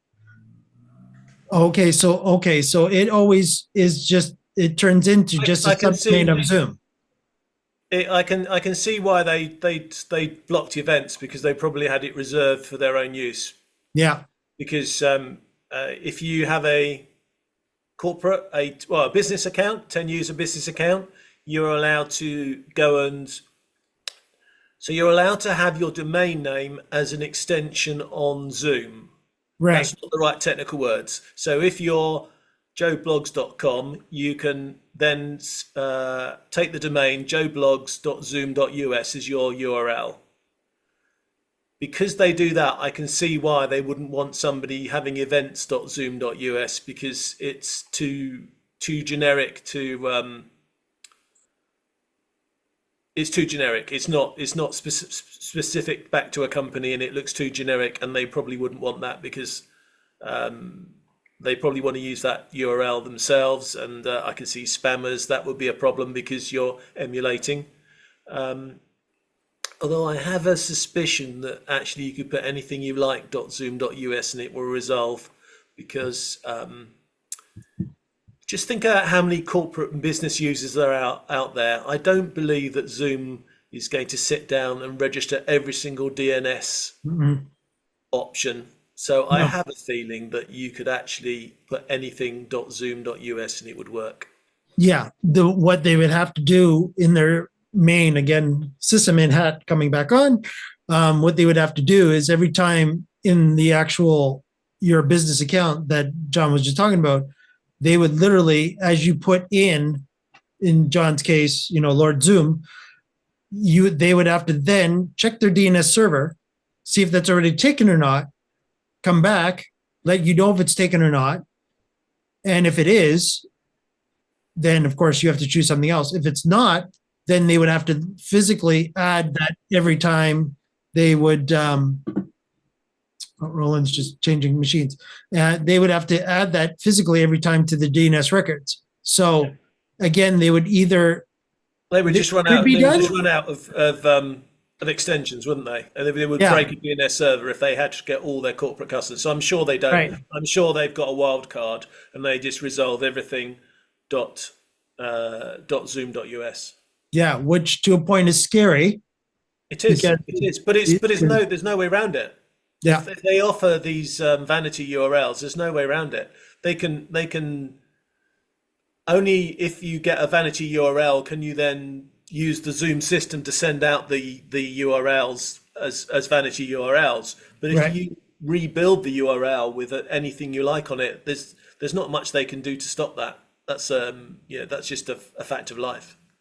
Right. Now, again, would they maybe web server wise, maybe doing some checking to see if it might not be at the DNS level, it might be more at the web level where they could actually block it, saying, is there anybody that actually is asking for lordzoom.zoom.us? Yes, I got my vanity URL still, and yet I don't have the business account anymore. I only buy the business account when I have lots of accounts. Yeah, Zoom are really going to catch me. Wow.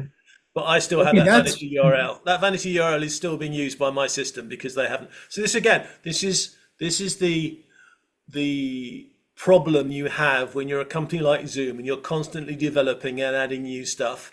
People get their setups grandfathered into features that are unintended consequences in the future.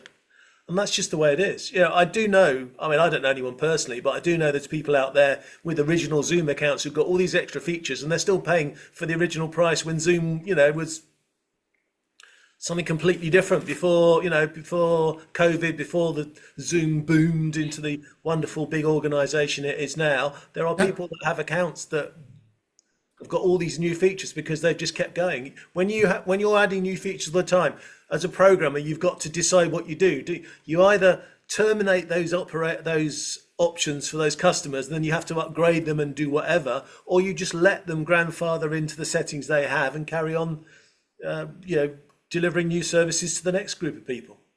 Oh, that as a sysadmin, I just got very scared. Okay. Yeah.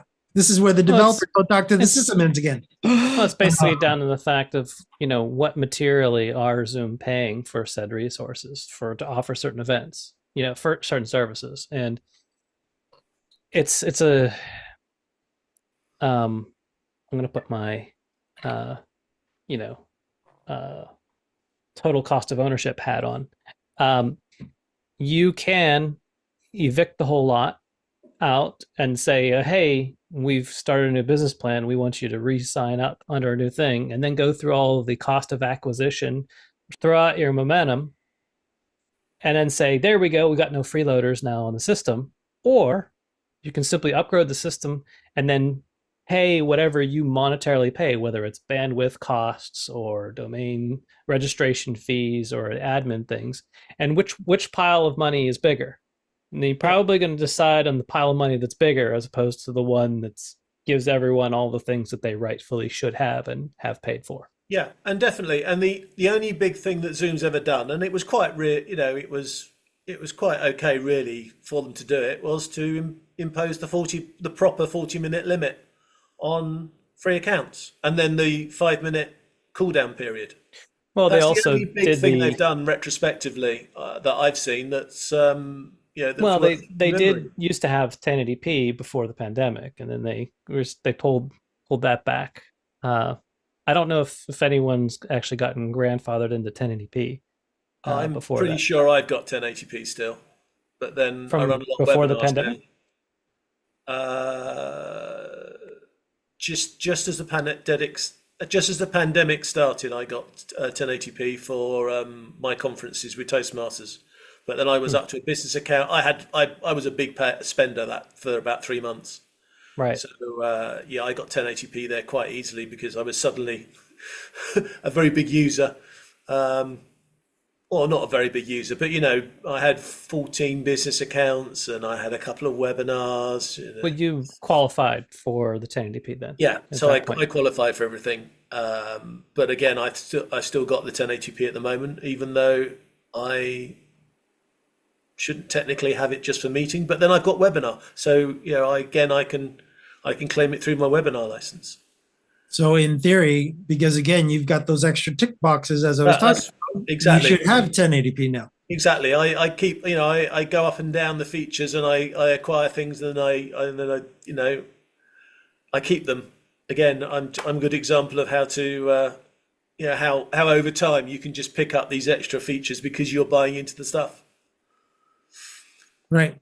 Okay. Actually, this is good timing for me as Josh has to disappear to close it out. I think the only takeaway from that is don't be afraid. If you need bigger features for Zoom to do a particular project, then just get them for that month.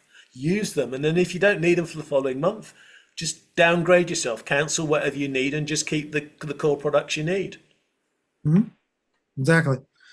All right. So I'm going to wish everybody a happy Easter and I'll just close it out. And thank you, YouTube. Take care. We will exit.